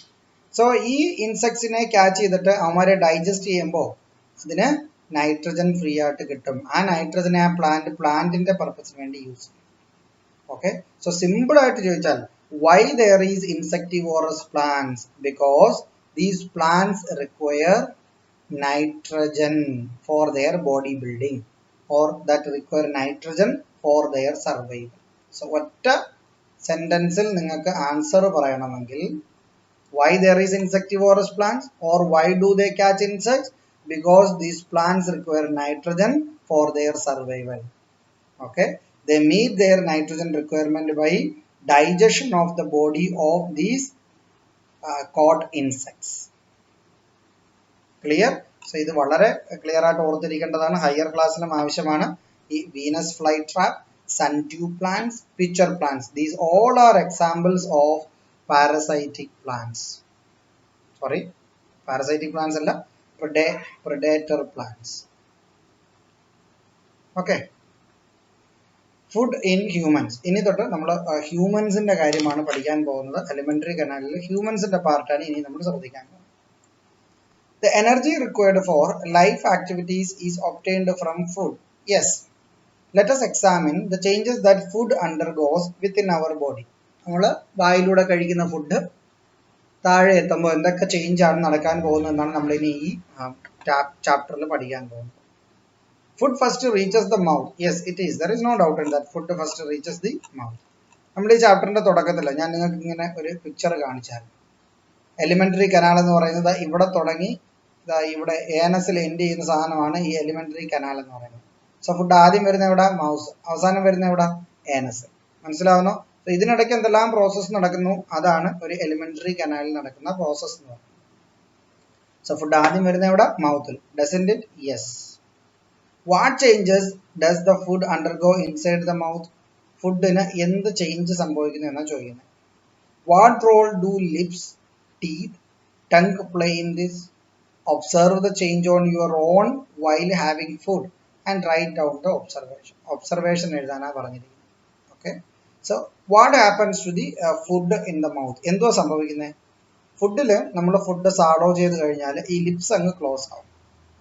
Lips close ആകുമ്പോൾ പിന്നെ ഫുഡ് അകത്തുനിന്ന് പുറത്തോട്ട് പോകില്ല. മീൻസ് ഫുഡ് കംപ്ലീറ്റ്ലി ക്ലോസ്ഡ് ആയിട്ടുള്ള ഒരു ബോക്സിനകത്താകും മാറും. അതാണ് മൗത്ത്. നമ്മൾ മില്ലിലൊക്കെ നിങ്ങൾ പോയിട്ടുണ്ടായിരിക്കും. പോയിട്ടില്ലേ? മില്ലിൽ അരി പൊടിപ്പിക്കാൻ, മുളക് പൊടിപ്പിക്കാൻ, മല്ലി പൊടിപ്പിക്കാനൊക്കെ മില്ലിൽ നിങ്ങൾ പോയിട്ടുണ്ടായിരിക്കും. അപ്പൊ അതുപോലെ ആ മില്ലില് മെഷീനിൽ ഉള്ള ചക്രങ്ങൾ പോലെയാണ് നമ്മളുടെ പല്ലുകൾ. സോ നമ്മളുടെ പല്ല് ഈ ഫുഡിനെ അങ്ങ് ക്രഷ് ചെയ്യും. ഓക്കെ, ക്രഷ് ചെയ്യും. ക്രഷ് ചെയ്ത് ഇതിനെ സ്മോൾ സ്മോൾ സ്മോൾ പാർട്ടിക്കിൾസ് ആക്കി മാറ്റും. ഫോർ എക്സാമ്പിൾ, നിങ്ങൾ ഒരു കപ്പലണ്ടി എടുത്ത് വിഴുങ്ങുമല്ല, വായിലിടുക. എന്നിട്ട് അതിനെ ചവച്ച് കഴിഞ്ഞാൽ അവസാനം എന്തോ അത് ക്രഷ് ചെയ്ത് നിങ്ങൾ അതിനെ പൗഡറാക്കി ഉമിനീര്, നമ്മളുടെ വായിക്കകത്ത് നമുക്ക് സലൈവയുണ്ട്. സലൈവയുടെ മലയാളമാണ് ഉമിനീര്, തുപ്പൽ എന്ന് പറയും. ഈ സലൈവയും കൂടെ ചേർത്ത് കുഴച്ച് പേസ്റ്റ് രൂപത്തിലാക്കി നമ്മളുടെ വായിൽ. മനസ്സിലാവുന്നു? ഈ സലൈവ പ്രൊഡ്യൂസ് ചെയ്യുന്നത് നമ്മളുടെ മൗത്തിനകത്തുള്ള പല പോർഷനാണ്. അതിനകത്ത് ടങ്കിനും ഒരു പാർട്ട് ഉണ്ട്. ഓക്കെ, ഈ സലൈവയ്ക്കകത്ത് ഒരു പ്രത്യേക തരത്തിലുള്ള എൻസൈം ഉണ്ട്. എൻസൈം എന്ന് പറയുന്ന ഒരു കെമിക്കലാണ്. അതും മിക്സ് ആവും ഈ ഫുഡിനകത്ത്. സോ ഈ ഫുഡിന് ഇങ്ങനെയുള്ള എല്ലാ ചേഞ്ചസും മൗത്തിൽ വെച്ച് നടക്കും. ഒന്ന് ഫിസിക്കൽ ചേഞ്ച് നടക്കും. എന്തുപറ്റും? സ്മോൾ ഫ്രാഗ്മെന്റ്സ് ആയിട്ട് ക്രഷ് ചെയ്യപ്പെടും. Crushed into small fragments and mix with saliva, make it in the paste form. ശരിയല്ലേ? നിങ്ങൾ ഒരു കപ്പലണ്ടി ഗ്രൗണ്ട് നട്ട് എടുത്ത് വായിലിട്ടിട്ട് ചവച്ചട്ടെ, ഒന്ന് തുപ്പി നോക്കണം. കറക്റ്റ് പേസ്റ്റ് രൂപത്തിലായിരിക്കും അതുണ്ടായിരിക്കുന്നത്.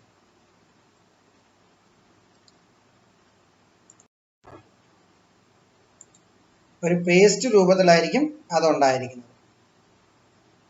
Okay, so observe the changes that happens in your mouth. ഞാൻ ഈ പറഞ്ഞ കാര്യങ്ങളെല്ലാം ഈ ചാപ്റ്ററിൽ തന്നെ നമുക്ക് കാണാം. Digestion of food starts from the mouth. ഒരിക്കലും വിചാരിക്കരുത് ഡൈജഷൻ സ്റ്റൊമക്കിലാണ് സ്റ്റാർട്ട് ചെയ്യുന്നത്. No no no, digestion of food start from the mouth. Digestive enzymes in the saliva enable this process. സലൈവയ്ക്കകത്തുള്ള ഡൈജസ്റ്റീവ് എൻസൈം എന്ന് പറയുന്നത് സലൈവറി അമിലേസ് ആണ്. Okay, so digestive enzyme in saliva enable this process. Next, tooth, അതായത് പല്ല്. Tooth is the hardest part of the human body. If someone ask you which is the hardest part of your human body, ഒരിക്കലും നിങ്ങളുടെ മസിലോ നിങ്ങളുടെ എല്ലോ അല്ല, tooth ആണ്. Nevertheless it is easily prone to damage if not given proper care. നിങ്ങൾ proper care കൊടുത്തില്ലെങ്കിൽ എത്ര ഹാർഡായിട്ടുള്ള ഐറ്റം ആണെന്ന് പറഞ്ഞാലും അത് നശിച്ചു പോകും എന്നാണ് പറഞ്ഞിരിക്കുന്നത്. Why does the tooth, which does not decay even when buried for long in earth, decay easily inside the mouth? നിങ്ങൾ പല അസ്ഥികൂടമൊക്കെ കുഴിച്ചെടുക്കുമ്പോൾ ശ്രദ്ധിച്ച് കാണും, ആ അസ്ഥികൂടത്തിന് തലയോട്ടിയുടെ കൂടെ പല്ലും ഇൻടാക്റ്റ് ആയിട്ട് അവിടെ കാണും. അവൻ്റെ 32 പല്ലുണ്ടെങ്കിൽ 32, അവന് 20 പല്ല ഉള്ളെങ്കിൽ 20 പല്ല്, അത് കറക്റ്റായിട്ട് അവിടെ കാണും. ഇത് ഇത്രയും നാൾ മണ്ണിനടിയിൽ കിടന്നിട്ട് പോലും ഇത് ഡീക്കേ ആവുന്നില്ല. പക്ഷെ അതേ സമയത്ത് നമ്മളുടെ വായിൽ നമ്മൾ 10 ദിവസം പല്ല് തേക്കുന്നില്ല എങ്കിൽ നമ്മളുടെ പല്ലിൻ്റെ കളറെല്ലാം മാറിയാണ്ട് ഇതേപോലെ ആക്രി പല്ലായിട്ട് മാറും. ഇതെങ്ങനെയാണ് നമുക്കിങ്ങനെ പുഴുപ്പല്ല്, ആക്രി പല്ല്, കറുത്ത പല്ല്, ദ്രവിച്ച പല്ലൊക്കെ ആയി മാറുന്നത്? നേരെ തിരിച്ച് അത് മണ്ണിനകത്ത് കുഴിച്ചിടുമ്പോഴല്ലേ എളുപ്പം പല്ല് ഡീക്കേ ആവണ്ടേ. അതിന് പകരം അത് മൗത്തിലിരിക്കുമ്പോൾ, ജീവനോടിരിക്കുമ്പോൾ തന്നെ ഡീക്കേ ആവുന്നത്. അതിന് കാരണം എന്താണെന്ന് അറിയാമോ? നമ്മൾ ജീവനോടിരിക്കുമ്പോൾ ഒരുപാട് ഫുഡ് അടിക്കും. ഫോർ എക്സാമ്പിൾ ലഡു, ജിലേബി, ഇതെല്ലാം അടിക്കും. ഇതെല്ലാം മധുരമാണ്. ഇതെല്ലാം നമ്മുടെ പല്ലിൻ്റെ പല പാർട്ടിൽ കയറിയിരിക്കും. ഇത് നമ്മുടെ മൈക്രോ ഓർഗാനിസം, ബാക്ടീരിയ ഒക്കെ കയറി അതിനകത്ത് ആക്ട് ചെയ്തിട്ട് ഇതിൽ നിന്നൊരു ആസിഡ് പ്രൊഡ്യൂസ് ആകും. സോ ഈ ആസിഡ് ആണ് ആക്ച്വലി നമ്മളുടെ പല്ലിനെ മെൽറ്റ് ചെയ്യുന്നത്, അതിൻ്റെ ഇനാമലിനെ കളഞ്ഞ് അതിനെ പുഴുപ്പല്ലൊക്കെ ആക്കി മാറ്റുന്നത്. പലപ്പോഴും നിങ്ങൾ ശ്രദ്ധിച്ച് കാണും, കൊച്ചു കുട്ടികളോടൊക്കെ മുതിർന്നവർ പറയും ചിലപ്പോൾ, ഇങ്ങനെ ചോക്ലേറ്റ് കഴിക്കരുതേ, ഇങ്ങനെ മിഠായി കഴിക്കരുതേ, കാര്യം എന്താ, അതിൻ്റെ പല്ല് പുഴുപ്പല്ലായി പോകുമെന്ന് പറയും. കാരണം എന്താ? മധുരം കഴിക്കുമ്പോൾ അതാണ് മെയിനായിട്ട് നമ്മളുടെ വായിക്കകത്ത് അസിഡിസിറ്റി ക്രിയേറ്റ് ചെയ്യാനും പല്ല് നശിക്കാനും ഒക്കെ കാരണമായി മാറുന്നത്. Okay, so as you know. Okay, അപ്പോൾ ഇതിന് ആൻസർ നിങ്ങൾക്ക് മനസ്സിലായോ? എന്തുകൊണ്ടാണ് ഇത് ഡീക്കേ ആവുന്നത്? അത് നമ്മളുടെ ഫുഡ് ഇൻടേക്ക് കാരണവും മൗത്ത് പ്രോപ്പറായിട്ട് ക്ലീൻ ചെയ്യാത്തത് കാരണവും ആസിഡിക് pH ഡെവലപ്പ് ആവും നമ്മളുടെ വായിൽ, അത് കാരണമായിട്ട് അത് സംഭവിക്കും. ക്ലിയർ? ഒരു എക്സ്പെരിമെൻ്റ് ആണ് ഇവിടെ കൊടുത്തിട്ടുണ്ട്. മാർബിൾ ഹാർഡ് മെറ്റീരിയൽ ആണ്. Put a small piece of marble in dilute hydrochloric acid. Hydrochloric ആസിഡിനകത്ത് മാർബിൾ ഇട്ട് കഴിഞ്ഞാൽ എന്ത് സംഭവിക്കും? കുറച്ച് കഴിയുമ്പോൾ മാർബിൾ റിയാക്ട് ആയി മാർബിൾ കുറേശ്ശെ അലിഞ്ഞു പോകും. കാരണം എന്താ? മാർബിൾ എന്ന് പറയുന്നത് കാൽസ്യം കാർബണേറ്റ് ആണ്. ആസിഡ് മീഡിയത്തിൽ കാർബൺ ഡൈ ഓക്സൈഡ് റിലീസായി അതിൽ നിന്നും ഡെപ്പോസിഷൻ ഉണ്ടാകും. Clear? Tooth decay. Enamel is the outermost layer of the teeth. ടീത്തിന്റെ പുറത്ത് കാണുന്ന ഈ വെള്ള കളർ കാണുന്ന സാധനത്തിന് നമ്മൾ പറയുന്നതാണ് enamel. It is the hardest material in the human body. Human ബോഡിയിൽ ഒരു ഹാർഡസ്റ്റ് മെറ്റീരിയൽ നിങ്ങൾ നോക്കണമെങ്കിൽ that is the enamel. It is not easy to destroy enamel. The enamel, which is a calcium compound, react with acids and get destroyed in the same way a marble react with hydrochloric acid. So hydrochloric acid marble ആയിട്ടുള്ള പ്രോസസ്സിൽ നമ്മൾ കണ്ടു acid നേച്ചറിൽ or acid എൻവയോൺമെന്റിൽ marble dissolve ആവും. Similar കാര്യമാണ് calcium content ഉള്ള നമ്മളെ ഇനാമലിൽ നടക്കുന്നത്. ഒരു അസിഡിക് ഒരു pH ഡെവലപ്പ് ആയാൽ അവിടെ നമ്മളുടെ ഇനാമലും ഈസി ആയിട്ട് ഡിസോൾവ് ആയി പോകാം. Okay, how does acid come into contact with the teeth? ഒരു കാര്യം നമുക്ക് മനസ്സിലായി ഇവിടെ, യെസ്, ഏതോ ആസിഡും ഇനാമലുമായിട്ട് കോണ്ടാക്ട് വരുന്നത് കൊണ്ടാണ് നമ്മളുടെ പല്ല് ഇങ്ങനെ ഡിസ്ട്രോയ് ആയി പോകുന്നത്. So how does the acid come in contact with the teeth? വായിക്കാത്ത എവിടുന്ന ആസിഡ് വന്നത്? So when food remains stuck to the teeth, bacteria feed on them. വായിക്കാത്ത ഫുഡൊക്കെ ഇരിപ്പുണ്ടെങ്കിൽ ബാക്ടീരിയ, മൈക്രോ ഓർഗാനിസം അതിനെ വന്ന് അറ്റാക്ക് ചെയ്യും. As A result lactic acid is produced. So which acid causes the melting of the or the dissolution of the enamel? It is the lactic acid produced in the mouth. So as a result, lactic acid is produced, which causes the destruction of the enamel. Sweet foodstuff accelerates this bacterial activity. Sweet foodstuff accelerate this bacterial activity. So we should clean our mouth after the food, shouldn't we? Yes. In order to protect the mouth or in order to protect the teeth from decay, we should clean our mouth after food. Do you now realize the importance of cleaning your teeth after food? ശരിയല്ലേ? Food കഴിച്ചതിന് ശേഷം must ആയിട്ട് night നിങ്ങൾ mouth clean ചെയ്തിരിക്കണം. Listen to what Hima and Suresh say. Hima എന്തോ പറയുന്നു, സുരേഷ് എന്തോ പറയുന്നു. ഹിമ പറയുവാണ്, I clean my teeth very carefully at night and remove all food remains from my teeth. So I don't care much about it in the morning. ഹിമ പറയുകയാണ്, ഈ പെമ്പിളാരെല്ലാം ഇങ്ങനെ അല്ലെങ്കിൽ വലിയ വലിയ പ്രിൻസിപ്പിൾസ് ആയിരിക്കും അടിച്ചു വിടുന്നത്. പ്രത്യേകിച്ച് കഥയൊന്നും കാണത്തില്ല, വലിയ ജാടയും പരിപാടിയൊക്കെ ആയിരിക്കും. അതേ പരിപാടിയാണ് ഇവിടെ ഹിമയും പറയും. ഹിമ പറയുന്നത് രാത്രിയിൽ മൈക്രോസ്കോപ്പൊക്കെ എടുത്ത് വെച്ച് എൻ്റെ പല്ല് നോക്കി, പല്ലിൻ്റെ എവിടെയെങ്കിലും ഫുഡ് ഇരിക്കുന്നുണ്ടോ, ചിക്കൻ കഴിച്ചതിൻ്റെ പീസ് എവിടെയെങ്കിലും ഇരിക്കുന്നുണ്ടോ, KFCയോ മക്ഡൊണാൾഡ് കഴിച്ചതിൻ്റെ എന്തെങ്കിലും ഇരിക്കുന്നുണ്ടോ എന്നൊക്കെ നോക്കിയിട്ട് പുള്ളിക്കാരി രാത്രി ക്ലീൻ ചെയ്യും. അതുകൊണ്ട് എനിക്ക് രാവിലെ എണീക്കുമ്പോൾ ക്ലീൻ ചെയ്യേണ്ട കാര്യമില്ല, ഞാൻ നേരെ പോയി ബ്രേക്ക്ഫാസ്റ്റ് എടുത്തങ്ങ് തിന്നാൽ മതി എന്നാണ് ഹിമ പറയുന്നത്. നേരെ തിരിച്ച് നമ്മുടെ സുരേഷാണ് എന്തോ പറയുന്നത്, I clean my teeth carefully every morning. എല്ലാ ദിവസവും രാവിലെ എണീറ്റിട്ട് ഞാൻ എൻ്റെ പല്ല് ക്ലീൻ ചെയ്യും. I don't care much about it night. രാത്രി എനിക്ക് വലിയ ശ്രദ്ധയുടെ കാര്യമൊന്നുമില്ല. കാര്യം ഞാൻ എപ്പോഴും ഫുഡ് കഴിച്ചു കഴിഞ്ഞാൽ വാ കഴുകും, വാ കുപ്പിളിച്ച് തുപ്പും. So I don't need to care anything about it night എന്നാണ് സുരേഷ് പറയുന്നത്. സോ ഹിമ പറയുന്നതും സുരേഷ് പറയുന്നതും രണ്ടും ഒരു തരത്തിൽ ഹാഫ് കറക്റ്റും ഹാഫ് പൊട്ടത്തരവുമാണ്. So which of these in your habit? Majority കേസിൽ സുരേഷിന്റെ ഹാബിറ്റാണ് എല്ലാവർക്കും ഉള്ളത്, എനിക്കും ഉള്ളത് സുരേഷിന്റെ ഹാബിറ്റ് തന്നെയാണ്. രാവിലെ പല്ല് കേൾക്കും, രാവിലെ പല്ല് കഴിച്ചില്ലെങ്കിൽ അമ്മ ഫുഡ് തരത്തില്ല, അതുകൊണ്ട് രാവിലെ പല്ല് കേൾക്കും. പക്ഷെ രാത്രിയിൽ പല്ല് കേൾക്കത്തൊന്നുമില്ല, പക്ഷെ വാ പ്രോപ്പറായിട്ട് കഴുകും. സോ സുരേഷിന്റെ ഹാബിറ്റാണ് എനിക്കുള്ളത്. നിങ്ങളുടെയൊക്കെ ഹാബിറ്റ് ആരുടെയാ? ഹിമയുടെ ആണോ സുരേഷിന്റെ ആണോ? So which habit should be practiced for the health of teeth? Why? Which habit should be practiced for the health of the teeth? We should practice the habit of Hima and Suresh together. That means we should clean mouth morning and night. ശരിയല്ലേ? കാര്യം നൈറ്റിൽ clean ചെയ്ത് കഴിഞ്ഞാൽ ഇതുപോലെ ഈ acid ഒന്നും ഉണ്ടായി നമ്മളുടെ ഇനാമല് അലിഞ്ഞു പോകത്തില്ല. നൈറ്റിൽ ക്ലീൻ ചെയ്ത് കഴിഞ്ഞാൽ, രാവിലെ ക്ലീൻ ചെയ്ത് കഴിഞ്ഞാൽ എന്തൊക്കെ പറഞ്ഞാലും നമ്മളുടെ മൗത്തിൽ ബാക്ടീരിയ ഒക്കെ കാണും. അതുകൊണ്ടാണ് രാവിലെ എണീറ്റ് ഒന്ന് കോട്ടുവായിട്ട് നോക്കുക, അല്ലെങ്കിൽ രാവിലെ എണീറ്റ് ഒന്ന് മണപ്പിച്ച് നോക്കുക. വായിലെ സ്മെല്ല്, നല്ല സ്മെല്ല് കാണില്ലേ? ഈ സ്മെല്ല് എങ്ങനെയാണ് ഉണ്ടാകുന്നത്? വായിക്കകത്ത് മൈക്രോ ഓർഗാനിസംസ് അവരുടെ ആക്ടിവിറ്റി ചെയ്താണ് ഈ സ്മെല്ല് ഉണ്ടാകുന്നത്. സോ ഇത് നമ്മളുടെ ശരീരത്തിനെ ബാധിക്കും. നമ്മുടെ ശരീരത്തിനെ ബാധിച്ചാൽ തീർച്ചയായിട്ടും നമ്മുടെ മൗത്തിനെയും ബാധിക്കും. നമ്മളിത് വൃത്തിയാക്കാതെ നേരെ പോയി തുപ്പി ക്ലീൻ ചെയ്ത് പല്ലൊക്കെ തേച്ച് കളയാതെ നേരെ പോയി ഫുഡ് അടിച്ചാൽ ഇത് നേരെ നമ്മളുടെ വയറ്റിനകത്താണ് പോകുന്നത്. So this will affect us adversely. മനസ്സിലായോ പിള്ളേരെ? നെക്സ്റ്റ് നമ്മൾ പഠിക്കാൻ പോകുന്നത് മിൽക്ക് ടീത്തിനെ കുറിച്ചാണ്. മിൽക്ക് ടീത്ത് പഠിച്ചു കഴിഞ്ഞാൽ നമ്മൾ നോർമൽ ടീത്തിന്റെ സ്ട്രക്ചർ പഠിക്കും. ഓക്കെ, സോ ടീത്ത് പഠിക്കാൻ വേണ്ടി നമുക്കൊരു ഷോർട്ട് ഫോം ഉണ്ട്. ടീത്തിന്റെ സ്ട്രക്ചർ മിൽക്ക് ടീത്ത് ആണെങ്കിൽ 2-1-2 ആണ് സ്ട്രക്ചർ. അതേ സമയത്ത് അഡൽട്ടിന്റെ ടീത്ത് ആണെങ്കിൽ 2-1-2-3 ആണ് സ്ട്രക്ചർ.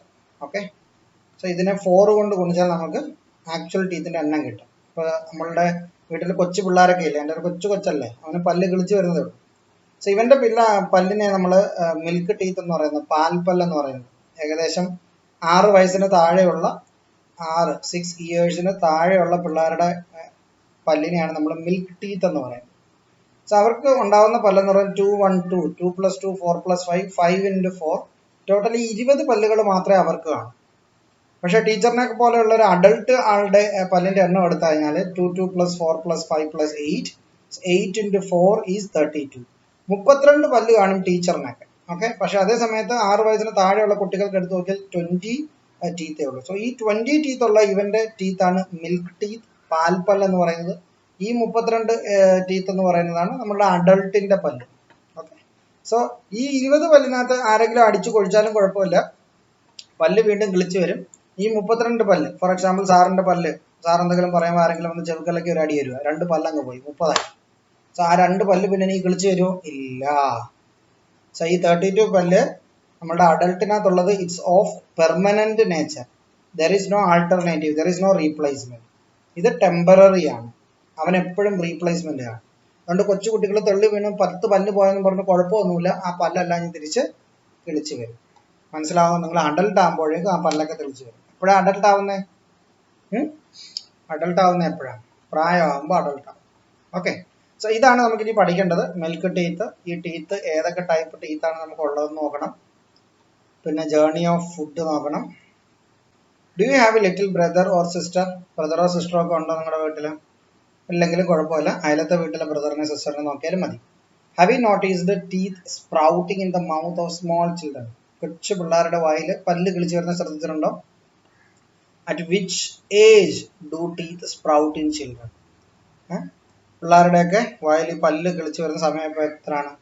ഇപ്പോൾ ഞങ്ങളുടെയൊക്കെ വീട്ടിൽ കൊച്ചു പിള്ളേർക്ക് ചിലപ്പോൾ 1.5 വയസ്സാകുമ്പോഴൊക്കെയാണ് പല്ല് കിളിച്ചു വരുന്നത്, ചിലവർക്ക് 1 വയസ്സ്. എൻ്റെ അമ്മ പറയുന്ന കേട്ടിട്ടുണ്ട്, എനിക്ക് പല്ല് കിളിച്ചത് ആക്ച്വലി 2 വയസ്സായപ്പോഴാണ്. ഇപ്പോൾ ഒരു ഫിക്സഡ് ഏജ് ഒന്നും നിങ്ങൾക്ക് പറയാൻ പറ്റില്ല, ബട്ട് അറൗണ്ട് 6 months ഒക്കെ ആകുമ്പോഴേക്കും പല്ല് കിളിച്ച് വരുന്നത് നിങ്ങൾക്ക് കാണാൻ പറ്റും. So at which age do teeth sprout in children? It's not fixed. 6 months is normal. How many teeth do you have? How many teeth do you have? നിങ്ങൾക്ക് എത്ര പല്ലാണ് ഉള്ളത്? ഒന്ന് കൗണ്ട് ചെയ്ത് നോക്കിയാൽ. നിങ്ങൾ 7ാം ക്ലാസ്സിൽ പഠിക്കുന്ന പിള്ളേരല്ലേ? 7ാം ക്ലാസ്സിൽ പഠിക്കുന്നവരായി 7, 6, 13. നിങ്ങൾക്ക് ഇപ്പോഴും മിൽക്ക് ടീത്തുകൾ പൊഴിഞ്ഞ് തീരാറായിട്ടുണ്ടെന്ന് എനിക്ക് തോന്നുന്നു. അപ്പൊ നിങ്ങൾക്ക് 32 പല്ലുകളും വന്ന് കാണില്ല. ഒന്ന് കൗണ്ട് ചെയ്ത് നോക്ക് എത്ര പല്ലുണ്ടെന്ന്. Do all the teeth which sprouted first remains even now? നിങ്ങൾ കൊച്ചു കുട്ടിയായിരിക്കുമ്പോൾ കിളുത്തു വന്ന എല്ലാ പല്ലും നിങ്ങൾക്ക് ഉണ്ടോന്നാ ചോദിക്കുന്നത്? ഇല്ല. നോ. വൈ? അത് പാൽപ്പല്ലുകൾ, അതെല്ലാം കൊഴിഞ്ഞു പോയി കാണും വീണപ്പോഴേക്കും. So it is at the age of approximately 6 months that the teeth start sprouting. So ഇതിന്റെ ആൻസർ കിട്ടി നമുക്ക്. ഇവിടെ ഒരു ചോദ്യം ഉണ്ടായിരുന്നു. At which age do teeth sprout in children? Approximately 6 months teeth start sprouting. These teeth are known as milk teeth. So 6 months ആകുമ്പോഴേക്ക് നിങ്ങൾക്ക് കിളിച്ചു വരുന്ന ടീത്തിനെയാണ് മിൽക്ക് ടീത്ത് എന്ന് പറയുന്നത്. So 10 teeth each would have appear on the upper and lower rows. So മേളിൽ 10 പല്ല്, താഴെ 10 പല്ല്. So totally എത്ര പല്ലാണ്? 20. So 20, ഞാൻ ടീച്ചർ പറഞ്ഞില്ലേ 20. So totally 20 teeth develop in children. So the milk teeth start falling from the age of 6. 6 വയസ്സ് തൊട്ട് നിങ്ങൾക്ക് പല്ല് കൊഴിയൽ തുടങ്ങും. അത് നിങ്ങളുടെ കയ്യിലിരിപ്പ് കൊണ്ടായാലും അല്ലെങ്കിലും നിങ്ങളുടെ പല്ല് കൊഴിഞ്ഞു തുടങ്ങും. That is nature's law. So at the age of 6, your milk teeth start falling. Permanent teeth are those which appear after that. So 6 വയസ്സിന് ശേഷം പല്ല് കൊഴിഞ്ഞ് നിങ്ങൾക്ക് റീപ്ലേസ്മെന്റ് ആയിട്ട് വരുന്ന പല്ലുകളാണ് പെർമനന്റ് ടീത്ത് എന്ന് പറയുന്നത്. If any of them breaks or falls off, a new one will never takes its place. So milk teeth പോയാൽ വേറൊരു ടീത്ത് വരും. പക്ഷെ പെർമനന്റ് ടീത്ത്, അത് കയ്യിലിരിപ്പ് കൊണ്ടായാലും അല്ലെങ്കിലും പല്ല് പോയെന്ന് വെച്ചോ, you won't get an alternative in your life time. അതിന് പകരം നിങ്ങൾ ഡെന്റൽ ഹോസ്പിറ്റലിൽ പോയി പൈസ കൊടുത്ത് നല്ല പല്ല് നോക്കി മേടിക്കേണ്ടി വരും. ആരുടെയോ, ഉപ്പൻ്റെയോ കുരങ്ങൻ്റെയോ നിങ്ങളുടെയോ അല്ലെങ്കിൽ സ്വർണത്തിൻ്റെ പല്ലൊക്കെ മേടിച്ച് വെക്കാം. ഓക്കെ, ബട്ട് നാച്ചുറലി നിങ്ങൾക്ക് ഒരിക്കലും പല്ല് കിളിച്ച് വരില്ല ഈ പെർമനന്റ് പല്ല് പോയി കഴിഞ്ഞാൽ. Those which grow last are the molars at the end of the gum. നമ്മളുടെ മോണയിൽ, ഗം എന്ന് വെച്ചാൽ മോണയിൽ ഏറ്റവും അറ്റത്ത് നമുക്ക് കിളിക്കുന്ന പല്ലുകളെയാണ് ഈ മൊണാർസ് എന്ന് പറയുന്നത്. മലയാളത്തിൽ നമ്മൾ അണപ്പല്ലെന്ന് പറയും. ചില സമയത്ത് വഴക്കൂടം പറയത്തില്ല, നിന്റെ അണപ്പല്ലടിച്ച് ഞാൻ താഴെ ഇടുമെന്ന് പറയത്തില്ല. സോ ഈ അണപ്പല്ലെന്ന് പറയുന്നത് ഏറ്റവും അവസാനം ഡെവലപ്പ് ചെയ്യുന്ന പല്ലായി അണപ്പല്ല്. കൊച്ചുകുട്ടികളിലൊന്നും ഈ അണപ്പല്ല് കാണത്തില്ല. സോ ഈ അണപ്പല്ല് വളരെ ഇമ്പോർട്ടൻ്റ് ആണ്, നമുക്ക് ച്യൂവിങ്ങിനൊക്കെ, ചവയ്ക്കാനൊക്കെ വളരെ ഇമ്പോർട്ടൻ്റ് ആണ് ഈ അണപ്പല്ല് എന്ന് പറയുന്നത്. ഓക്കെ, സോ ഒരു പല്ലിൻ്റെ സ്ട്രക്ചറാണ്, ഒരു ഡിവൈഡ് ചെയ്ത് വെച്ചിട്ടുള്ള ഒരു സെക്ഷൻ ചെയ്ത് വെച്ചിട്ടുള്ള സ്ട്രക്ചറാണ് ഇവിടെ കൊടുത്തിരിക്കുന്നത്. സോ ഇതിൻ്റെ പുറത്ത് ഈ വെളുത്ത് അപ്പൂപ്പൻ്റെ താടി പോലെ ഇരിക്കുന്ന ഈ സാധനമാണ് ഇനാമൽ എന്ന് പറയുന്നത്. സോ നമ്മളുടെ പല്ലിൻ്റെ മോണയാണ് ഈ കൊടുത്തിരിക്കുന്ന ഈ റെഡ് കളർ. മനസ്സിലാവുന്ന, മോണയ്ക്കകത്തോട്ട് ഇറങ്ങിയിരിക്കുവാണ് മോണയാണ് റെഡ് കളറ്, മോണയ്ക്കകത്തോട്ട് ഇറങ്ങിയിരിക്കുവാണ് പല്ല്. സോ ഈ മോണയുടെ പുറത്ത് കാണുന്ന പോർഷൻ എബവ് ദ ഗം, അതാണ് അവിടെ കൊടുത്തിരിക്കുന്നത്. പോർഷൻ ബിലോ ദ ഗം, മോണയ്ക്ക് താഴെ കാണപ്പെടുന്ന പല്ലിൻ്റെ പാർട്ട്.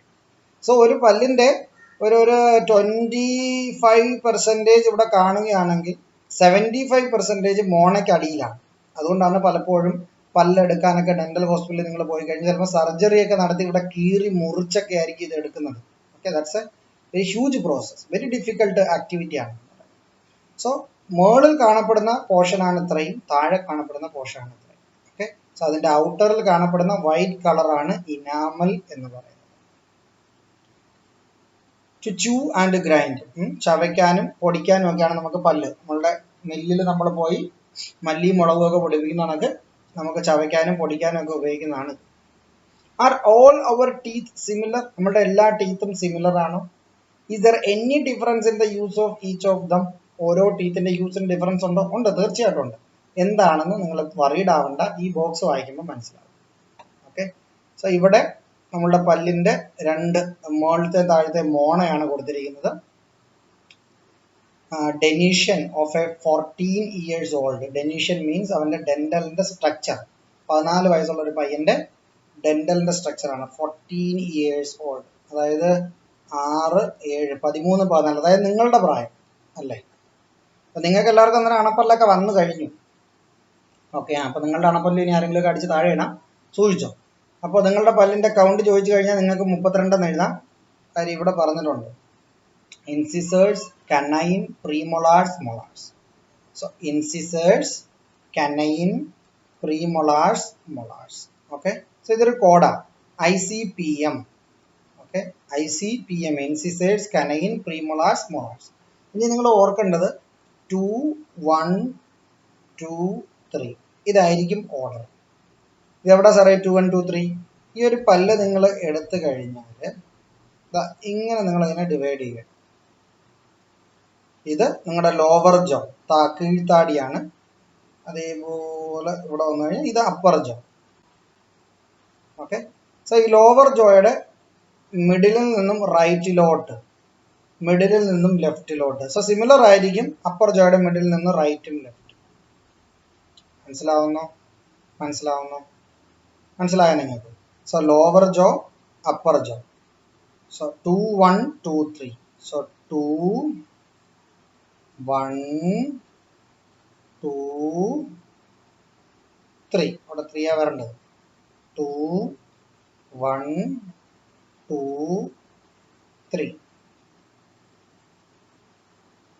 2, 1, 2, 3. 3 ഡെവലപ്പ് ആവണം നോർമലി. ഓക്കെ, 1, 2, 3, 4, 5, 6, 7, 8, 9, 10, 11, 12, 13, 14. 14 + 14 28. ഓക്കെ, നിങ്ങൾക്ക് 32 ഇല്ല കേട്ടോ, 28 ഉള്ളൂ. ഈ അവസാനത്തെ ഒരെണ്ണം നിങ്ങൾക്ക് develop ആകാനുണ്ട്.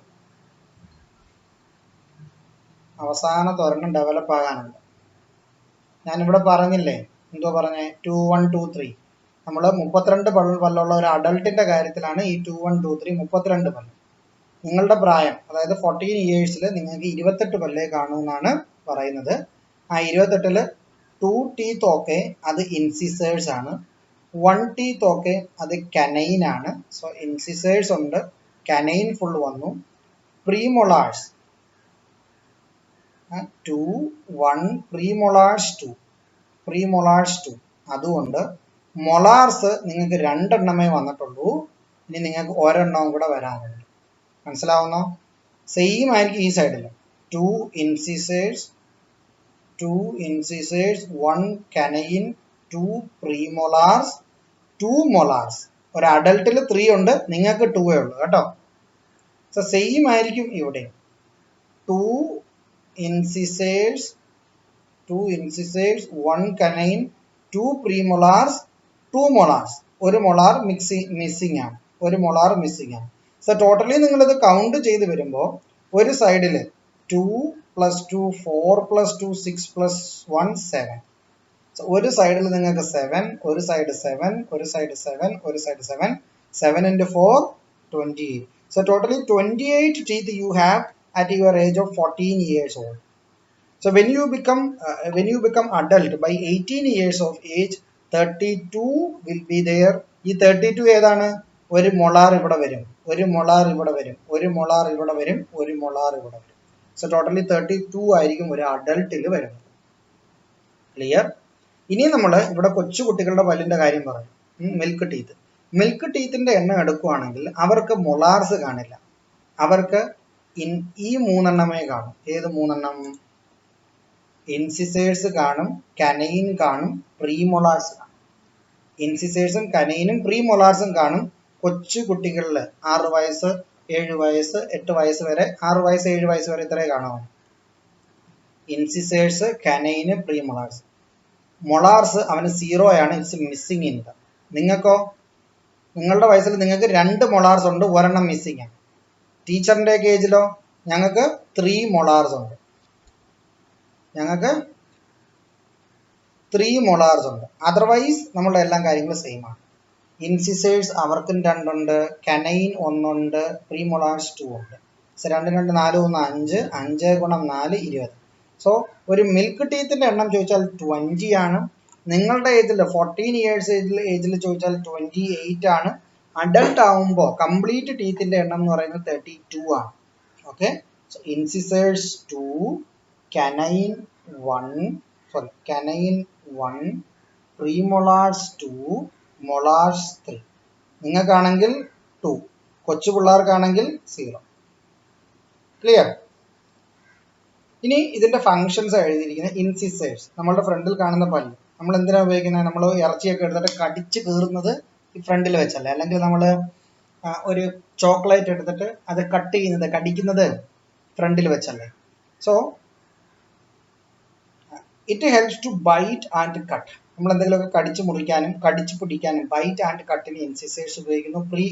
കനൈനോ helps to tear off food stuff. കടിച്ച് കീറാനാണ് നമ്മൾ കനൈൻ ഉപയോഗിക്കുന്നത്. ഇൻസിസറിന്റെ തൊട്ടിപ്പുറത്തിരിക്കുന്നത് കടിച്ച് കീറാൻ. പ്രീമൊളാർസോ help to chew and grind, ചവയ്ക്കാന് പൊടിക്കാന്. സോ മൊളാർസോ grind and crush. Okay. So chewing and grinding premolars, grinding and crush molar, tearing of food stuff canine, bite and cut incisors. Okay. ഇനി ഇവര് ഈ എഴുതിയിരിക്കുന്ന എണ്ണങ്ങൾ എന്ന് പറയുന്നത് ഇതിനെ നിങ്ങൾ 4 കൊണ്ട് മൾട്ടിപ്ലൈ ചെയ്യുന്നതിന് തുല്യമാണ്. ദാറ്റ് മീൻസ് ഇവിടെ 1, ഇവിടെ 2, ഇവിടെ 3, ഇവിടെ 4 അല്ലേ.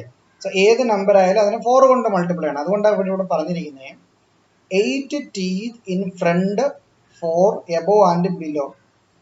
Above and below. So 2 × 4 8 teeth. Yes, true ആണ്. Canine ആണെങ്കിലോ 1 × 4, 1 × 4 4. So 4 teeth near the incisors on both sides above and below. ശരിയാണ്. ശ്രദ്ധിച്ചോണം. ഇവിടെ ഇൻസിസേഴ്സ് കഴിഞ്ഞാൽ കനൈൻ, ഇവിടെ ഇൻസിസേഴ്സ് കഴിഞ്ഞാൽ കനൈൻ, അതുപോലെ തന്നെ ഇൻസിസേഴ്സ് കഴിഞ്ഞാൽ കനൈൻ. സോ ഇൻസിസേഴ്സിന്റെ തൊട്ടപ്പുറത്ത് മുകളിലും താഴെയും 2 സൈഡിലുമായിട്ട് ഉണ്ട് 1 × 4 4. ഇനി പ്രീമൊളാർസ് 2 × 4 8. So 8 teeth next to the canines on both sides above and below. Similarly, മനസ്സിലാവുന്നോ? canine കഴിഞ്ഞാൽ വരുന്ന രണ്ടെണ്ണം ടോട്ടലി 8. ഇനി molars, 12 teeth next to premolars above and below. So 3 വെച്ചാണ് 3 into 4 ആ 3 12 12. So 12 teeth next to premolars, അതായത് 3 എണ്ണം കാണണം എന്നാണ് അതിൻ്റെ അർത്ഥം. 1 2 3 മൊളാർസ് 3 എണ്ണം കാണണം ഓരോ സൈഡിലും. പക്ഷെ നിങ്ങൾക്ക് 3 എണ്ണം ഡെവലപ്പ് ആയില്ല. 1 2 3 4 5 6 7 എണ്ണേ നിങ്ങൾക്ക് ഡെവലപ്പ് ആയില്ല. മനസ്സിലായോ? അപ്പോൾ ഈ ബോക്സിനകത്ത് കൊടുത്തിരിക്കുന്നതാണ് ആക്ച്വൽ അഡൾട്ടിനകത്ത് വരുന്ന സ്ട്രക്ചർ. ആ ബോക്സിന്റെ എണ്ണം അനുസരിച്ച് ടോട്ടലി 32 ആയിരിക്കണം. 1 2 3 4 5 6 തെറ്റിപ്പോയി. കറക്റ്റ് മിഡിലിൽ നിന്നില്ല. നമ്മൾ കറക്റ്റ് മിഡിൽ വരയ്ക്കട്ടെ. മിഡിൽ ഇവിടെ ആണ്. 1 2 3 4 5 6 7. 1 2 3 4 5 6 7. Okay,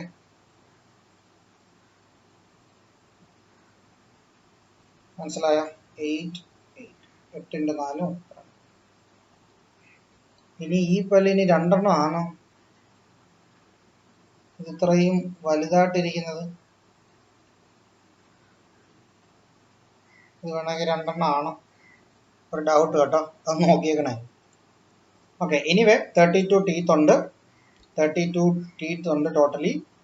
8 incisors, 4 canines, 8 premolars, 12 molars. So ഏറ്റവും കൂടുതൽ പല്ലുള്ള ഏതാ? അത് molars ആണ്. ഓക്കെ ഓക്കെ അല്ലല്ല, ഇത് 2 എണ്ണം ഒന്നും അല്ല, ഇത് അത് തന്നെയാണ്. 14 ഇയേഴ്സിൽ നമുക്ക് 28 പല്ലേ കാണൂ. ഈ അവസാനത്തെ മൊളാർസ് ഉണ്ടല്ലോ, അവസാനത്തെ മൊളാർ ഞാൻ പറഞ്ഞില്ലേ ഒരെണ്ണം മിസ്സിംഗ് ആണെന്ന്. 1 2 3 4. ഈ 4 ടീത്തിനെ നമ്മൾ വിസ്ഡം ടീത്ത് എന്നാണ് പറയുന്നത്. Wisdom teeth. ഈ വിസ്ഡം ടീത്ത് നമുക്കൊരു 25 വയസ്സൊക്കെ ആകുമ്പോഴേക്കായിരിക്കും, 25 26 27 28 ആ പ്രായമൊക്കെ ആകുമ്പോഴേക്കായിരിക്കും ഈ വിസ്ഡം ടീത്ത് ഡെവലപ്പ് ആകുന്നത്. Okay,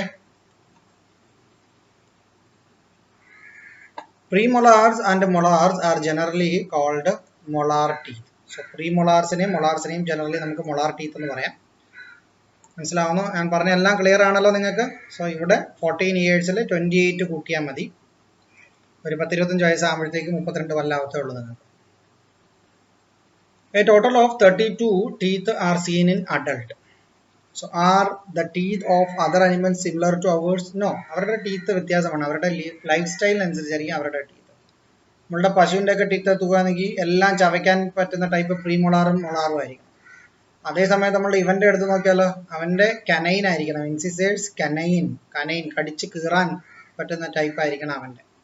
So carnivores have a canine teeth which can tear off food, but herbivores can have teeth that help in cutting, chewing, grinding food. ഇവന് കനൈൻ്റെ ആവശ്യമില്ല, കാര്യം ഇവൻ ചിക്കനും മട്ടനും ബീഫും ഒന്നും കഴിക്കുന്നില്ല. ഓക്കെ, പക്ഷെ ഇവ അതെല്ലാം കഴിക്കുന്നുണ്ട്. ഇവന് കനൈനാണ് കൂടുതലായിട്ട് വേണ്ടത്. The journey of food. Where does the food chewed and ground in the mouth move to? Trace the path of food and write it down. ഫുഡിന്റെ ട്രാവലിംഗ് ആ പറയുന്നത്. സോ ഫുഡിന്റെ കഥ പറയുക. I was sitting very happily in a vessel. Unexpectedly I got trapped in a mouth. I was pressed and squeezed even before I could enter the mouth. And what to say about my story in the mouth? How cruelly the teeth treated me. And when I tried to escape, the tongue threw me again before the teeth. നമ്മളുടെ നാക്കാണ് കറക്റ്റായിട്ട് ആ പല്ലിനിടയിലോട്ട് വെച്ച് കൊടുക്കുന്നത്. ചവച്ചോ വീണ്ടും ഇട്ട് കൊടുക്കുന്നത്. അതായത് നമ്മളുടെ ഒരു അരിമില്ലില് അരി വീണ്ടും അവിടെ നിൽക്കുന്ന ആള് അങ്ങോട്ട് ഇട്ട് കൊടുക്കുന്നതാണെങ്കിൽ നമ്മളുടെ നാക്ക് അങ്ങോട്ടും ഇങ്ങോട്ടും ഡയറക്ഷൻ ചേഞ്ച് ചെയ്ത് കൊടുക്കുക. അപ്പുറത്തും ഇപ്പുറത്തും എല്ലാം എടുത്തിട്ട് നമ്മൾ അവനെ കറക്റ്റായിട്ട് ചവയ്ക്കും. What happens to the idli next? Where all did the idli reach? Analyse the details given below. നേരെ അവന്മാരൊരു കുഴലിലൂടെ നമ്മളുടെ സ്റ്റൊമക്കിലെത്തും. Food reaches the stomach from the mouth through the oesophagus. ഇതിനെ വായിക്കുന്നത് ഓയിസോഫാഗസ് എന്നല്ല, ഈസോഫാഗസ് എന്നാണ് വായിക്കുന്നത്. പക്ഷെ അതിന്റെ സ്പെല്ലിംഗ് ഓർത്തിരുന്നോണം, മറന്നുപോകും. OESOPHAGUS. സോ നമ്മളുടെ മൗത്തിൽ നിന്നും നമ്മുടെ സ്റ്റൊമക്കിലോട്ട് കണക്ട് ചെയ്യുന്ന ഈ പൈപ്പിനെയാണ് ഈസോഫാഗസ് അല്ലെങ്കിൽ ഫുഡ് പൈപ്പ് എന്ന് പറയുന്നത്. Okay, so food reaches the stomach from the mouth through oesophagus. It is a wave-like movement of the esophagus which enables thus. So esophagus ഒരു wave-like movement ഉണ്ട്. ആ മൂവ്മെന്റിനെയാണ് peristalsis എന്ന് പറയുന്നത്. So peristalsis movement you will observe in food pipe or esophagus, so which assists the food movement from mouth to stomach. Due to the movement of the stomach wall, food is rendered paste-like inside the stomach.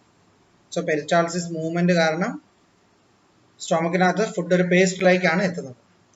The digestive enzymes produced by the stomach digest food chemically too. So stomach produce ചെയ്യുന്ന digestive enzymes, already മൗത്തിൽ ചില digestive enzymes salivary amylase ഒക്കെ activate ആയിട്ടുണ്ട്.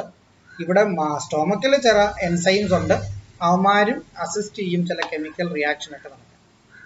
സ്റ്റൊമക്കിൽ നിന്ന് നേരെ food പോകുന്നത് small intestine ചെറുകുടലിലോട്ടാണ്. Small intestine is about 6 meter long. എത്ര മീറ്റർ ഉണ്ട്? 6 meter നീളമുണ്ട്. Digestion of food is completed here. The nutrients in the digested food are absorbed into the blood. So digested ഫുഡിലുള്ള nutrients ബ്ലഡിനകത്തോട്ട് absorb ചെയ്യും. Then comes the large intestine. So മൗത്തിൽ നിന്ന് നേരെ സ്റ്റൊമക്കിൽ നിന്ന് small intestine, then large intestine. Large intestine is a broader intestine, comparatively വലുതാണ്, following small intestine and is about 1.5 meter long. Small intestine around 6 meters നീളമുണ്ട്. Large intestine 1.5 meter നീളമാണ്. The absorption of water containing minerals and salt takes place here. വാട്ടറും മിനറൽസും എല്ലാം absorption നടക്കുന്നത് large ഇൻഡസ്റ്റൈനിൽ വെച്ചാണ്. What remains after that is faeces. ഇതിന് ശേഷം എന്താണോ ഉള്ളത് അതിനെയാണ് ഫീക്കൽ മാറ്റർ അല്ലെങ്കിൽ ഫീസസ് എന്ന് പറയുന്നത്, വേസ്റ്റ് എന്ന് പറയുന്നത്. So it is stored in the rectum and expelled through anus. നമ്മളുടെ ഏനസിന് തൊട്ട് മുകളിലിരിക്കുന്ന ഒരു സ്ഥലമാണ് റെക്ടം എന്ന് പറയുന്നത്. സോ നമ്മൾ കക്കൂസി പോകത്തില്ലേ, കക്കൂസി പോകുമ്പോൾ നമ്മളുടെ വേസ്റ്റ് ഒക്കെ ഇറങ്ങി വരുന്നതാണ് ഏനസിൽ. ആ വേസ്റ്റിന്റെ പേരാണ് ഫീക്കസ് എന്ന് പറയുന്നത്. ഫീക്കൽ മാറ്റർ എന്നൊക്കെ നമ്മൾ പറയും. FAECAL. Okay, so now complete the journey of Italy മൗത്തിൽ നിന്ന് ഫുഡ് പൈപ്പ്, ഈസോഫാഗസിലൂടെ stomach, small intestine, large intestine, rectum, anus, outside. Hope you now familiar with the parts of the digestive system. Yes, look at the picture and label the parts marked in it. പിക്ചറിനകത്ത് number കൊടുത്തിരിക്കുന്നത് mark ചെയ്യാനാണ് പറഞ്ഞിരിക്കുന്നത്. Mark ചെയ്യാം. ഇത് മൗത്താണ്, ഇത് oesophagus ആണ്, ഇത് stomach ആണ്, ഇത് സ്മോൾ ഇൻഡസ്റ്റൈൻ, ഇത് ലാർജ് ഇൻഡസ്റ്റൈൻ, ഇത് റെക്ടമാണ്.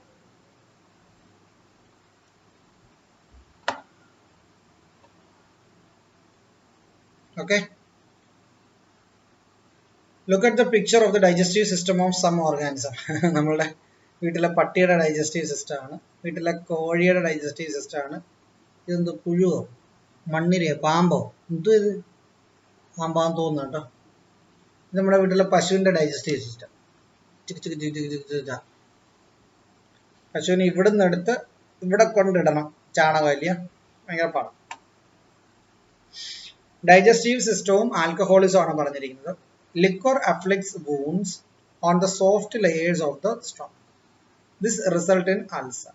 സോ ലിക്വർ ഉണ്ടല്ലോ നമ്മുടെ മദ്യം, അത് afflicts wounds on the soft layer of the stomach. സ്റ്റൊമക്കിലെ സോഫ്റ്റ് ലെയറിൽ കൊച്ചു കൊച്ചു മുറിവുകൾ ഉണ്ടാക്കുമെന്നാണ് പറയുന്നത്. ഇത് അൾസറിന് കാരണമാണ്. സോ നിങ്ങൾ മദ്യപാനിയൊക്കെ ആണെങ്കിൽ, വെള്ളമടിക്കാരനൊക്കെ ആണെങ്കിൽ അൾസർ ഉണ്ടാകാനുള്ള ചാൻസ് കൂടുതലാണ്.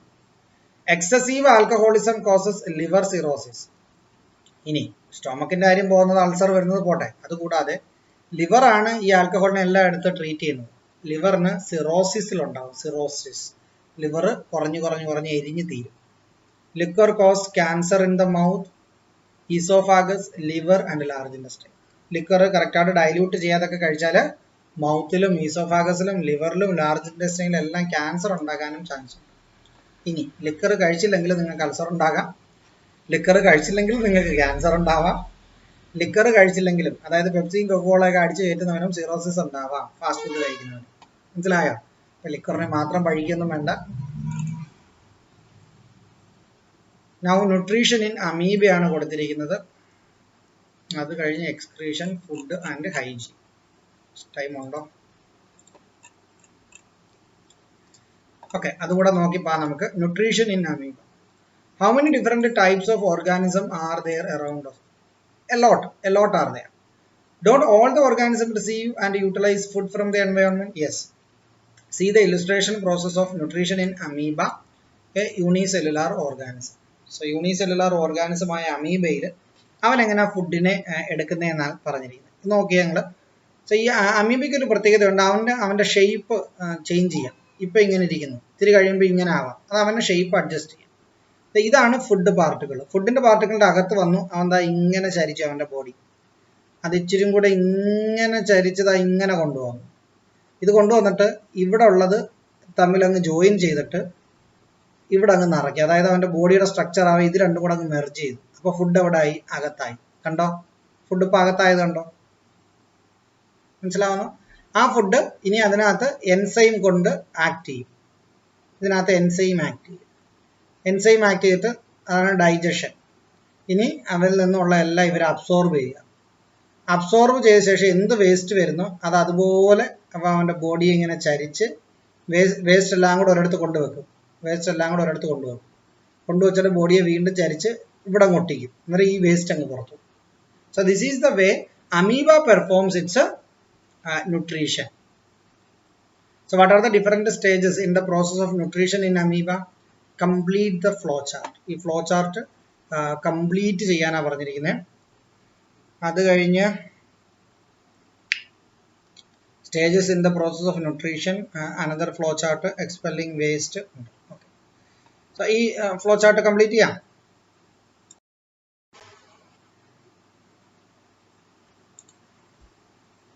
ഓക്കെ, ഫ്ലോ ചാർട്ട് കംപ്ലീറ്റ് ചെയ്യാം. സോ ഇതിനകത്ത് തന്നിരിക്കുന്ന ഈ ടൈറ്റിൽസ് അങ്ങ് എഴുതിയാൽ മതി. ഫ്ലോ ചാർട്ട് കംപ്ലീറ്റ് ആവും. എന്തൊക്കെയാണ് അവിടെ തന്നിരിക്കുന്നത്? ഒന്ന് ഫുഡ് ഇൻടേക്ക്, അതായത് ഇൻജഷൻ, പിന്നെ ഡൈജഷൻ, അബ്സോർഷൻ. സോ ഇൻജഷൻ്റെ സ്പെല്ലിംഗ് ആൻഡ് ഇവിടെ ഉണ്ട്. Injection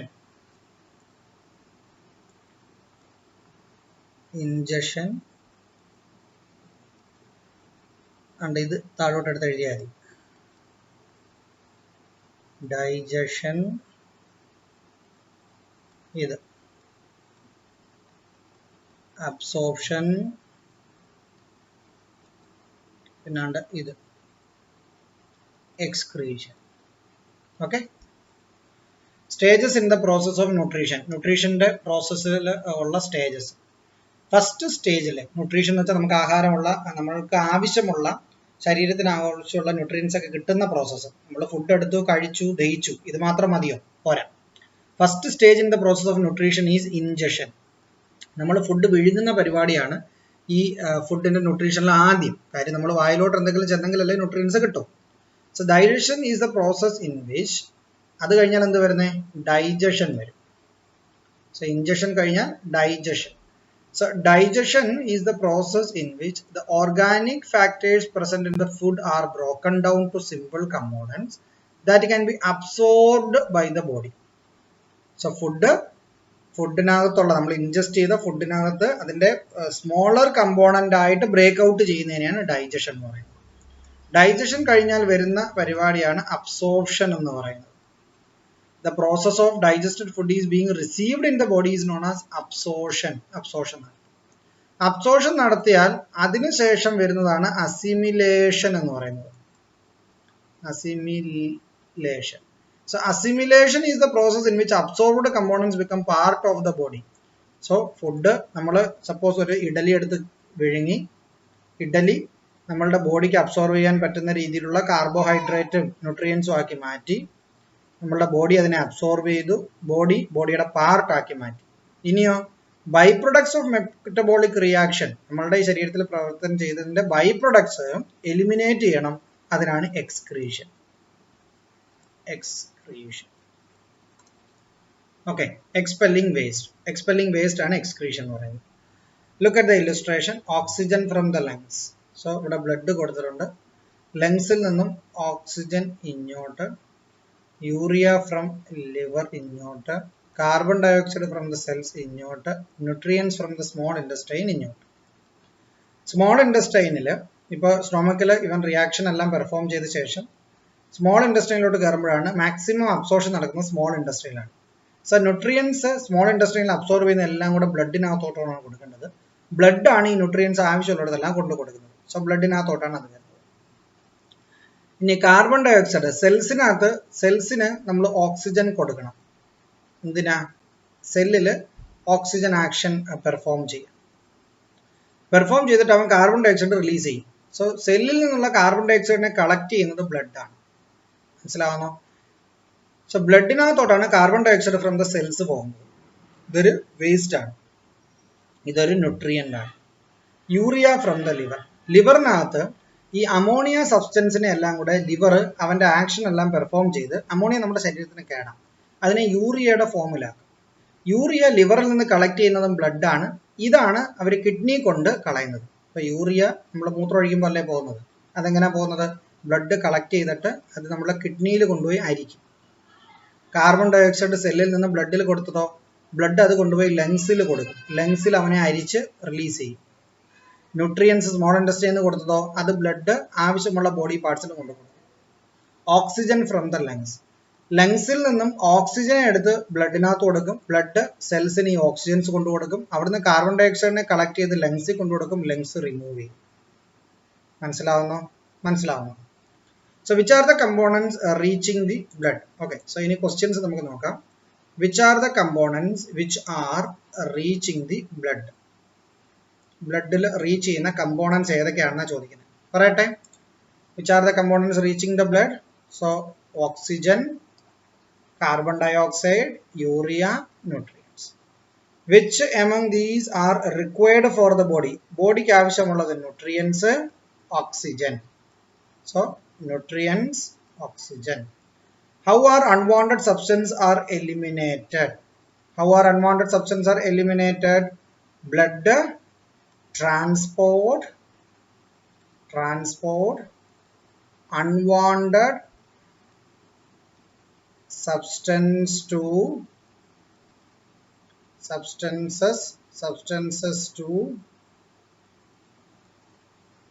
target of excretion. Excretion ചെയ്യേണ്ട ടാർഗറ്റിൽ അൺവാണ്ടഡ് സബ്സ്റ്റൻസിനെ കൊണ്ടുപോകും. കാർബൺ ഡയോക്സൈഡ് എലിമിനേറ്റ് ചെയ്യുന്നത് റെസ്പിറേഷനിൽ ലങ്സിലൂടെയാണ്. Urea that reaches the blood is not necessary for the body. So how it is expelled? It is expelled through the kidney by filtration. Okay, filters in the body are കൊടുത്തിരിക്കുന്നത് 1 2. Yes, കുറച്ചും കൂടെ ഉള്ളൂ, തീർക്കാൻ മകളോ. So കിഡ്നിയുടെ പടമായി കൊടുത്തിരിക്കുന്നത് ഈ പറങ്ങാണ്ടിയുടെ ഷേപ്പിൽ ഇരിക്കുന്നത് കിഡ്നിയാണ്. Okay, the blood vessels that reach the kidney, blood along with the urea, water, other components in great quantities reach here. The blood vessels that leaves the kidney, ഈ ബ്ലൂ കളറിലുള്ളത് blood vessels that leaves the kidney ആണ്. ഇത് blood levels that reaches the kidney ആണ്. കിഡ്നിയിലോട്ട് വരുന്ന blood വെസലിനകത്ത് എപ്പോഴും waste കാണും. കിഡ്നിയിൽ നിന്നും പുറത്തോട്ട് പോകുന്നതിനകത്ത് വേസ്റ്റ് ഫ്രീ ആയിരിക്കും, നോ വേസ്റ്റ്. കണ്ടോ, കിഡ്നിയിലോട്ട് വരുന്ന ബ്ലഡ് വെസൽസിൽ യൂറിയ ഉണ്ട്, അതോടൊപ്പം വാട്ടറും അതർ കമ്പോണൻസും ഉണ്ട്, ഒരുപാട് higher concentration. Blood vessels that leave the kidney, blood along with the water, bloodum waterum, urea and other components in lesser quantities. See, 100% filtration possible അല്ല. ഇവിടെ ഭയങ്കര കോൺസെൻട്രേഷനിൽ സാധനം ഉണ്ടായിരുന്നെങ്കിൽ ഇവിടെ കോൺസെൻട്രേഷൻ വളരെ കുറവായിരിക്കും യൂറിയയുടെ. ബാക്കി എന്തോ ചെയ്തു? ബാക്കി റിമൂവ് ചെയ്തു. Ureter, urea plus water plus other components. So urea, water plus other കമ്പോണന്റിനെ ടുഗദർ പറയുന്നതാണ് ureter. So what is ureter? Urea plus water plus other components together called ureter. Examine the components of both the blood vessels that reaches the kidney, that leaves the kidney. So what difference do you see? In whatever reaches the kidney, in that ureter concentration is high urea content and other quantities. But in the blood vessels that leaves the kidney, the ureter content is very less. Can you tell what function of the kidney? Can you tell what the function of the kidney is? What the function of the kidney? Excretion of urea and water. During summer, more water is lost through skin. Hence, there would be less water and more salt in urine. Urine in this season would slightly more yellowish in color. ശരിയല്ലേ? നമ്മളുടെ മൂത്രം എന്ന് പറയുന്നത് ഒരുതരം വെള്ളമാണ്, വാട്ടറാണ്. അതിനകത്ത് ചിലപ്പോൾ glucose കാണുമായിരിക്കും, ചിലപ്പോൾ ഇത് കാണുമായിരിക്കും, യൂറിയ കാണുമായിരിക്കും, ചിലപ്പോൾ മറ്റുള്ള മിനറൽസ് കാണുമായിരിക്കും. എന്ത് ബോഡിയിൽ ഓവറായിട്ടുണ്ടോ, ബോഡിക്ക് എന്ത് ഓവറായിട്ട് തോന്നുന്നുണ്ടോ അത് വാട്ടർ സോല്യൂബിൾ ആണെങ്കിൽ നമ്മളുടെ ബോഡി അത് റിമൂവ് ചെയ്യുന്ന മെക്കാനിസമാണ് യൂറിയ. ഇനി വാട്ടർ സോല്യൂബിൾ അല്ലെങ്കിലാണ് നമ്മൾ കക്കൂസിൽ പോകുമ്പോൾ നമ്മുടെ എക്സ്ക്രീഷൻ ഫീക്കലായിട്ട് പോകുന്നത്, മലമായിട്ട് പോകുന്നത് എന്താണ്? വാട്ടർ സോല്യൂബിൾ അല്ലാത്തതാണ്. ചിന്തിച്ചോണം. നമ്മൾ ചിലപ്പോൾ സമയത്ത് ഈ നല്ലോണം വെള്ളമൊക്കെ കുടിച്ചില്ലെങ്കിൽ, നല്ല സമ്മർ സമയത്തൊക്കെ പോയി മൂത്രം ഒഴിക്കുമ്പോൾ ശ്രദ്ധിച്ചിട്ടില്ല, ഇത്തിരി മഞ്ഞ കളറാണ് നമ്മുടെ മൂത്രത്തിന്. കാര്യം എന്താ? വെള്ളത്തിന്റെ അളവ് കുറവാണ്. ഇത് കിഡ്നിക്ക് കേടാ. അതുകൊണ്ടാണ് പറയുന്നത് എപ്പോഴും നിങ്ങൾ ഒരുപാട് വെള്ളം കുടിച്ചോണമെന്ന്. എസ്പെഷ്യലി സമ്മർ സീസണിൽ നിങ്ങൾ ഒരുപാട് വെള്ളം കുടിക്കണമെന്ന് പറയാൻ കാരണം ഇതാണ്. Okay, excretion through kidney. കിഡ്നിയാണ് ഈ കൊടുത്തിരിക്കുന്നത്. നോക്കാം, കിഡ്നിയുടെ പടമാണിത്. സോ യൂറിനറി ബ്ലാഡർ ഉണ്ട്, ഇവിടാണ് നമ്മുടെ മൂത്രം എല്ലാം സ്റ്റോർ ചെയ്ത് വെക്കുന്നത്. കിഡ്നി ഉണ്ട്, അതിനകത്ത് യുറീറ്റർ ഉണ്ട്, ആർട്ടറി ഉണ്ട്, വെയിൻ ഉണ്ട്. ആർട്ടറി നല്ല ബ്ലഡ് കൊണ്ടുവരും, വെയിൻ പന്ന ബ്ലഡ്, അശുദ്ധ രക്തം.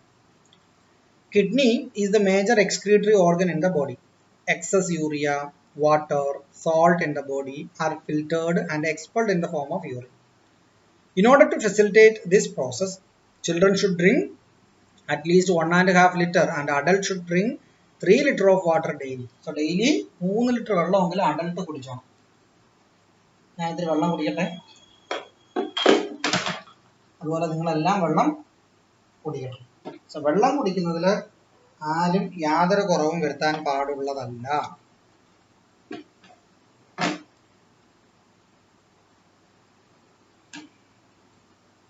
ഓക്കെ,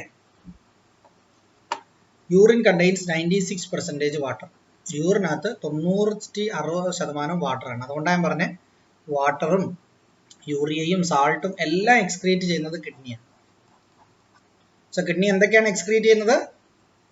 ഡെഫിനറ്റ്ലി വാട്ടർ കാണും, അത് കഴിഞ്ഞ് യൂറിയ കാണും, സാൾട്ട് കാണും. When do you sweat profusely? എപ്പോഴാണ് നിങ്ങൾ ഒരുപാട് സ്വെറ്റിംഗ് ആവുന്നത്? സമ്മർ സീസണിലാണ്. What all are expelled from the body through the sweat. അപ്പൊ സ്വെറ്റും ഒരുതരം എക്സ്ക്രീഷൻ മെക്കാനിസം അല്ലേ? സ്വെറ്റ് നിങ്ങളുടെ വിയർപ്പെടുത്ത് നിങ്ങൾ നക്കി നോക്കിയിട്ടുണ്ട്, ഉപ്പ് രസം കാണും. കാര്യം എന്താ? അത് വെള്ളം മാത്രമല്ല, അതിനകത്ത് ചില സാൾട്ടും കാണും. ശരിയല്ലേ? സോ നമ്മളുടെ ബോഡിയിൽ സ്കിന്നിൽ നോക്കാം, സ്കിന്നിൽ നമുക്ക് ഹെയർ ഉണ്ട്, ആ ഹെയറിന്റെ താഴെ ഒരു സ്വെറ്റ് ഗ്ലാൻഡ് ഉണ്ട്. Not passing urine when required, not drinking enough water, not maintaining hygiene etcetera will cause urinary disease. മൂത്രം ഒഴിക്കാൻ തോന്നുമ്പോൾ കറക്റ്റായിട്ട് മൂത്രം ഒഴിച്ചില്ലെങ്കിൽ 1-2 പ്രാവശ്യം ഒന്നും കുഴപ്പമൊന്നുമില്ല. ബട്ട് എപ്പോഴും നിങ്ങൾ അത് തന്നെ ചെയ്യുവാണെങ്കിൽ, ആവശ്യത്തിന് വെള്ളം നമ്മൾ കുടിച്ചില്ല എങ്കിൽ, കറക്റ്റായിട്ട് നമ്മൾ മൂത്രം ഒഴിക്കുന്ന സുനാപ്ലിക്കേഷനൊക്കെ ക്ലീൻ ആയിട്ട് നോക്കിയില്ലെങ്കിൽ നമുക്ക് യൂറിനറി ഡിസീസ് ഉണ്ടാകും. മൂത്ര അസുഖം, മൂത്രാശയ സംബന്ധമായ അസുഖങ്ങൾ ഉണ്ടാകും. ചിലപ്പോൾ സുനയൊക്കെ ഇരുന്ന് പഴുക്കും. ഓക്കെ, അതവിടെ ഇരുന്നോട്ടെ. സോറി, ഇവിടെ തിരിച്ചു വാ. Sweat gland. So sweat gland നമ്മുടെ സ്വെറ്റ്, വിയർപ്പ് പ്രൊഡ്യൂസ് ചെയ്ത് അവന്മാർ ഈ ഹെയറിനകത്തൂടെ റിലീസ് ചെയ്യും, ഹെയറിന്റെ സൈഡിൽ കൂടെ.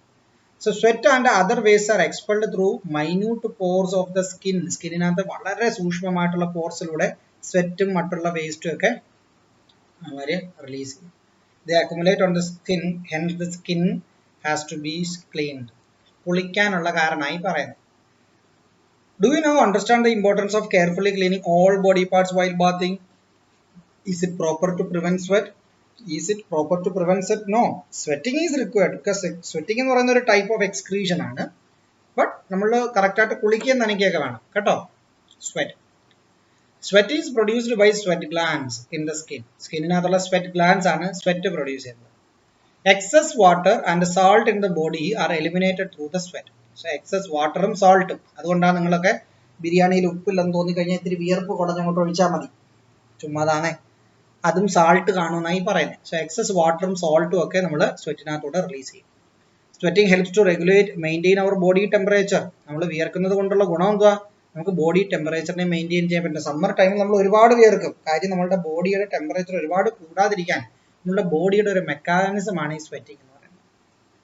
The condition of excessive loss of water and salt from the body called dehydration. നിങ്ങൾ കറക്റ്റായിട്ട് വെള്ളം കുടിക്കാതിരുന്ന് ഒരുപാട് സ്വെറ്റിംഗ് ആയി ഒരുപാട് ബോഡിയിൽ നിന്നും വെള്ളം നഷ്ടപ്പെട്ടാൽ അത് ഡീഹൈഡ്രേഷന് കാരണമാവും. ചിലപ്പോൾ തല ഇറങ്ങി വീഴുകയും ചെയ്യും. ഹോസ്പിറ്റലിൽ കൊണ്ടുപോയി ഗ്ലൂക്കോസ് കുത്തേണ്ടി വരും.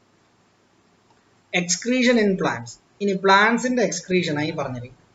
As in the animal body, waste are formed in the body of plants too. Observe the methods plants adopt to eliminate this. So പ്ലാന്റിനകത്തും എക്സ്ക്രീഷൻ ഉണ്ടെന്നായി പറയുന്നത്. അതായത് ചില മരത്തിലൊക്കെ ഇങ്ങനെ കറയൊക്കെ ഇരിക്കുന്നത് നിങ്ങൾ കണ്ടിട്ടില്ല, ഇത് അവന്റെ എക്സ്ക്രീഷൻ ആയിരിക്കാം. Waste materials are stored in the bark which later gets detached. പലപ്പോഴും ഈ മരത്തിന്റെ തൊലിയൊക്കെ ഇളകി പോകുന്ന നിങ്ങൾ കണ്ടിട്ടില്ലേ, പിന്നെയും വീണ്ടും തൊലി കളിച്ച് വരും. സോ വേസ്റ്റ് മെറ്റീരിയൽ മരത്തിന്റെ തൊലിയിൽ ബാർക്കിൽ ഡെപ്പോസിറ്റ് ചെയ്യും, പിന്നെ ആ തൊലി എടുത്ത് കളയും, പിന്നെയും അടുത്ത തൊലി വരും. So waste materials are expelled as exudes from them. സോ ചിലപ്പോൾ അതിൽ നിന്നിങ്ങനെ ഒലിച്ചു വരും, ഇങ്ങനെ എക്സൂഡ്സ് ഫ്രം ദി ദം. ഇതും ഒരു വേസ്റ്റ് റിമൂവൽ ആണ്, ഇതും ഒരു വേസ്റ്റ് റിമൂവൽ ആണ്. So 2 ways plants remove their waste. One is by storing in the bark and detaching itself. Second one is exudating from them. Okay. Food hygiene ആവശ്യമാണെന്നായി പറയുന്നത്. ഇതൊക്കെ നിങ്ങൾ പഠിച്ചു കഴിഞ്ഞു ഈ ചാപ്റ്ററിൽ. ഇനി ഈ ചാപ്റ്ററിൽ കുറച്ച് ക്വസ്റ്റ്യൻസ് ഉണ്ട്, നമുക്ക് നോക്കാം. അത് കഴിഞ്ഞാൽ എക്സ്റ്റെൻഡഡ് ആക്ടിവിറ്റി എന്തൊക്കെയാണ്? Prepare and display anti drug message in school. സ്കൂളിൽ ഡ്രഗ് യൂസ് ചെയ്യരുത് എന്നതിനുള്ള മെസ്സേജ് പ്രിപ്പയർ ചെയ്ത് കാണിക്കാൻ. Prepare a table classifying traditional and modern substances used for cleaning the skin and teeth. പല്ലും സ്കിന്നും ഒക്കെ ക്ലീൻ ചെയ്യുന്നതിന് പണ്ട് ഉപയോഗിച്ചിരുന്ന സബ്സ്റ്റൻസ് എന്തൊക്കെയാണ്, മോഡേൺ. ഫോർ എക്സാമ്പിൾ ചകിരി ആയിരുന്നു പണ്ട് നമ്മൾ കുളിക്കുമ്പോൾ തേച്ചുരയ്ക്കാൻ ഉപയോഗിച്ചിരുന്നത്. പിന്നെ ഇഞ്ച ഉപയോഗിക്കും ആക്ച്വലി ആൾക്കാർ. ഇപ്പം കുറെ പ്ലാസ്റ്റിക്കിന്റെ സാധനങ്ങളൊക്കെ കിട്ടുമെന്ന് തോന്നുന്നു വരയ്ക്കാൻ. നമുക്ക് വരയ്ക്കത്തുമില്ല. പല്ലോ ഇപ്പൊ ബ്രഷ്. പണ്ടൊക്കെ കമ്പും മാവലയൊക്കെ ഉപയോഗിച്ചായിരുന്നു നമ്മൾ ആക്ച്വലി പല്ല് ഉരയ്ക്കുന്നത്. ഉമിക്കിരി ഉപയോഗിക്കുമായിരുന്നു പണ്ട്. പിന്നെ ചിരട്ടയുടെ കരി ഉപയോഗിക്കുമായിരുന്നു. പിന്നെ നമ്മളുടെ അടുപ്പിലെ വിറകിന്റെ കരി ഉപയോഗിക്കുമായിരുന്നു പല്ല് തേക്കാനൊക്കെ. ഇപ്പൊ പേസ്റ്റ് ആണ്, Colgate, Closeup. Food is to be thoroughly chewed and ground while eating. Why? Food നമ്മൾ കഴിക്കുമ്പോൾ കറക്റ്റായിട്ട് നമ്മൾ ചവച്ച് അരച്ച് വേണം കഴിക്കാൻ എന്നാണ് പറയുന്നത്. To feel the taste of the food, taste കിട്ടാൻ വേണ്ടി. To give exercise to the ടീത്തിന് എക്സസൈസ് കിട്ടാൻ വേണ്ടി. ടു ഫെസിലിറ്റേറ്റ് ഡൈജഷൻ കറക്റ്റായിട്ട് നടക്കാൻ വേണ്ടി. To mix hydrochloric acid in the food. നമുക്ക് എപ്പോഴും ഇങ്ങനെയുള്ള ക്വസ്റ്റ്യൻസ് വന്നാൽ നിങ്ങൾക്ക് പെട്ടെന്ന് കൺഫ്യൂഷൻ ആവുകയാണെങ്കിൽ എലിമിനേഷൻ ടെക്നിക്ക് ഉപയോഗിച്ചാൽ. എലിമിനേഷൻ ടെക്നിക്ക് എന്ന് പറയുന്നത് ഈ ചോദ്യത്തിന് ഒരിക്കലും ഉത്തരമാവാൻ സാധ്യതയില്ലാത്ത ചോയ്സുകളെ എടുത്തങ്ങ് തെക്ക് വടക്കിനെ എറിഞ്ഞോണം.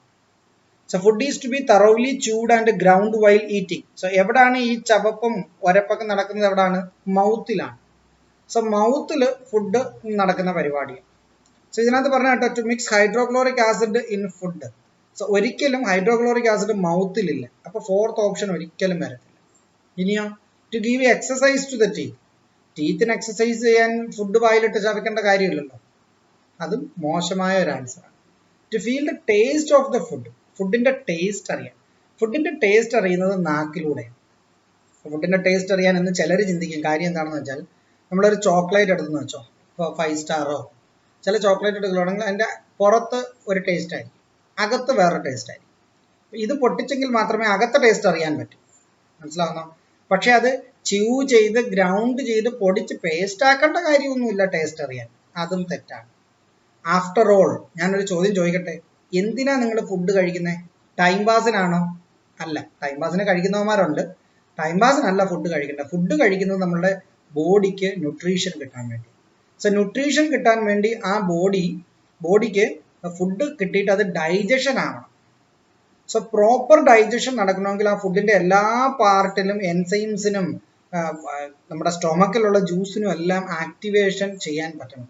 അതിന് ടു ഫെസിലിറ്റേറ്റ് ഡൈജഷൻ നിങ്ങൾ കറക്റ്റായിട്ട് അവനെ ചവച്ച് പൊടിച്ച് ചെറുതാക്കി പേസ്റ്റ് ആക്കി വിട്ടെങ്കിലേ ഡൈജഷൻ കറക്റ്റായിട്ട് നടക്കും. So the answer is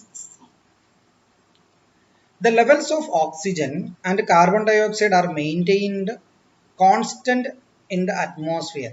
So oxygen, carbon dioxide അറ്റ്മോസ്ഫിയറിൽ ഓൾമോസ്റ്റ് കോൺസ്റ്റന്റ് ആയിട്ട് കീപ്പ് ചെയ്യുന്നത് ആരാണെന്നോ എന്താണെന്നോ ആണ് നോക്കുന്നത്. Due to respiration by animals, due to photosynthesis by plants, due to the process of respiration and photosynthesis, due to decrease in plant population. ഒന്ന്, അറ്റ്മോസ്ഫിയറിൽ നമുക്കറിയാം, അറ്റ്മോസ്ഫിയർ ഒരു 100% ഗ്യാസ് ആയിട്ട് എടുത്താൽ അതിൽ നൈട്രജൻ ആണ് 78%, ഓക്സിജൻ ആണ് 21%, കാർബൺ ഡൈ ഓക്സൈഡും 0.03% മാത്രമേ ഉള്ളൂ. എന്തൊക്കെ പറഞ്ഞാലും ഓക്സിജന്റെയും കാർബൺ ഡൈ ഓക്സൈഡിന്റെയും പെർസെൻറ്റേജ് ഓൾമോസ്റ്റ് കോൺസ്റ്റന്റ് ആയിട്ട് തന്നെ നിലനിൽക്കുന്നത്. ഒരു ചോദ്യം ചോദിച്ചോട്ടെ, ഫോട്ടോസിന്തസിസ് എന്ന് വെച്ചാൽ എന്താണ്? ഫോട്ടോസിന്തസിസിൽ കാർബൺ ഡൈ ഓക്സൈഡിനെ അവൻ വലിച്ചെടുക്കും, ഓക്സിജനെ അവൻ റിലീസ് ചെയ്യും. അതായത് അറ്റ്മോസ്ഫിയറിൽ ഓക്സിജനെ സപ്ലൈ ചെയ്തുകൊണ്ടിരിക്കുന്നത് ഗ്രീൻ പ്ലാന്റ്സ് ഫോട്ടോസിന്തസിസിലൂടെയാണ്. So photosynthesis is must. Photosynthesis is must. ഇനി ഫോട്ടോസിന്തസിലൂടെ ഓക്സിജൻ കൊടുത്തുകൊണ്ടേയിരിക്കുക, അന്നേരം എന്തോ പറ്റും? ഓക്സിജന്റെ അളവ് കൂടി പോകത്തില്ലേ? അതിന് പകരം ഈ ഓക്സിജൻ വലിച്ചെടുത്ത് ആരെങ്കിലും കാർബൺ ഡൈ ഓക്സൈഡും കൂടെ വിട്ടുകൊടുക്കണ്ടേ? അതിനെയാണ് റെസ്പിറേഷൻ എന്ന് പറയുന്നത്. സോ നമ്മളെല്ലാം ശ്വസിക്കുമ്പോൾ, റെസ്പിറേറ്റ് ചെയ്യുമ്പോൾ നമ്മൾ എന്തോ വലിക്കുന്നേ? ഓക്സിജൻ. നമ്മൾ എന്തോ പുറത്തോട്ട് വിടുന്നേ? Carbon dioxide. സോ ഈ റെസ്പിറേഷനും ഫോട്ടോസിന്തസിസും മസ്റ്റ് ആണ് ഈ ഒരു കോൺസെൻട്രേഷൻ മെയിൻറ്റെയിൻ ചെയ്യാൻ വേണ്ടി. Due to the process of respiration and photosynthesis, constant concentration of oxygen and carbon dioxide in the atmosphere is maintained. Answer is C. Okay. Complete the flow chart adding different stages related to organs and functions of the process of nutrition. Ingestion. Complete the flow chart adding the different stages. Different stages. Nutrition ആയിട്ടുള്ള stages എന്തൊക്കെയായിരുന്നു? Ingestion ഉണ്ട്, digestion ഉണ്ട്, absorb ചെയ്തു, assimilate ചെയ്തു, excrete ചെയ്തു. So different stages ആയി. Related organs and functions of the process of nutrition. So ഇൻജക്ഷനിൽ നമുക്ക് മൗത്ത് എന്ന് പറയുന്ന ഓർഗനാണ് നമ്മൾ ഉപയോഗിക്കുന്നത്. ഓക്കെ. ഡൈജഷനിൽ നമുക്ക് സ്റ്റൊമക്ക് ഉണ്ട്, മൗത്ത് ഉണ്ട്, സ്റ്റൊമക്ക് ഉണ്ട്. മൗത്തും സ്റ്റൊമക്കും സ്മോൾ ഇൻഡസ്റ്റൈനും ലാർജ് ഇൻഡസ്റ്റൈനും എല്ലാം വേണം. അബ്സോർഷൻ നടക്കുന്നത് സ്മോൾ ഇൻഡസ്റ്റൈനിലും ലാർജ് ഇൻഡസ്റ്റൈനിലുമാണ്. ഓക്കെ. ഇവിടെ നിങ്ങൾക്ക് സ്മോൾ ഇൻഡസ്റ്റൈനും ലാർജ് ഇൻഡസ്റ്റൈനും എഴുതണ്ട. ഡൈജഷന് നിങ്ങൾ മൗത്തും സ്റ്റൊമക്കും മാത്രം എഴുതിയാൽ മതി. അബ്സോർഷന് സ്മോൾ ഇൻഡസ്റ്റൈനും ലാർജ് ഇൻഡസ്റ്റൈനും ഇരിക്കട്ടെ. പിന്നെ ബോഡിയിൽ അസിമിലേറ്റ് ചെയ്യുന്നത് ഏത് ഓർഗനാണ്? എക്സ്ക്രീഷൻ നിങ്ങൾക്ക് കിഡ്നി എഴുതാൻ പറ്റും, ലങ്സ് എഴുതാൻ പറ്റും, സ്കിൻ എഴുതാൻ പറ്റും. എന്നിട്ട് അതിൻ്റെ ഫങ്ഷനും കൂടെ എഴുതണം, എന്തോ അവർ ചെയ്യുന്നതെന്ന് ഈ ചാപ്റ്ററിൽ നിന്ന് എഴുതാൻ പറ്റും നിങ്ങൾക്ക്. അസിമിലേഷൻ ഏത് ഓർഗനാ ബന്ധപ്പെട്ടിരിക്കുന്നതെന്ന് ചോദിച്ചാൽ ഞാനും കുഴഞ്ഞു പോകും. Assimilation is the process in which absorbed components become part of the body. അത് ബ്ലഡ് സിസ്റ്റം ആണോ? ഓർഗൻ ബ്ലഡ് നിങ്ങൾ എഴുതിക്കോ. വേറെ എന്തെങ്കിലും നിങ്ങൾക്ക് കിട്ടുവാണെങ്കിൽ അത് എഴുതി വെച്ചോ കേട്ടോ. So that's it. ഈ ചാപ്റ്റർ നമ്മൾ തീർത്തു. ഡൗട്ട്സ് ഉണ്ടെങ്കിൽ നിങ്ങൾക്ക് ചോദിക്കാം. ക്ലാസ് കൊള്ളാമെങ്കിൽ കമൻറ്റ് ചെയ്യണം, കൊള്ളില്ലെങ്കിൽ പറയണം. കൂട്ടുകാരായിട്ട് ഷെയർ ചെയ്യണം, ക്ലാസ് ഗ്രൂപ്പിൽ ഷെയർ ചെയ്യണം. Okay, thank you.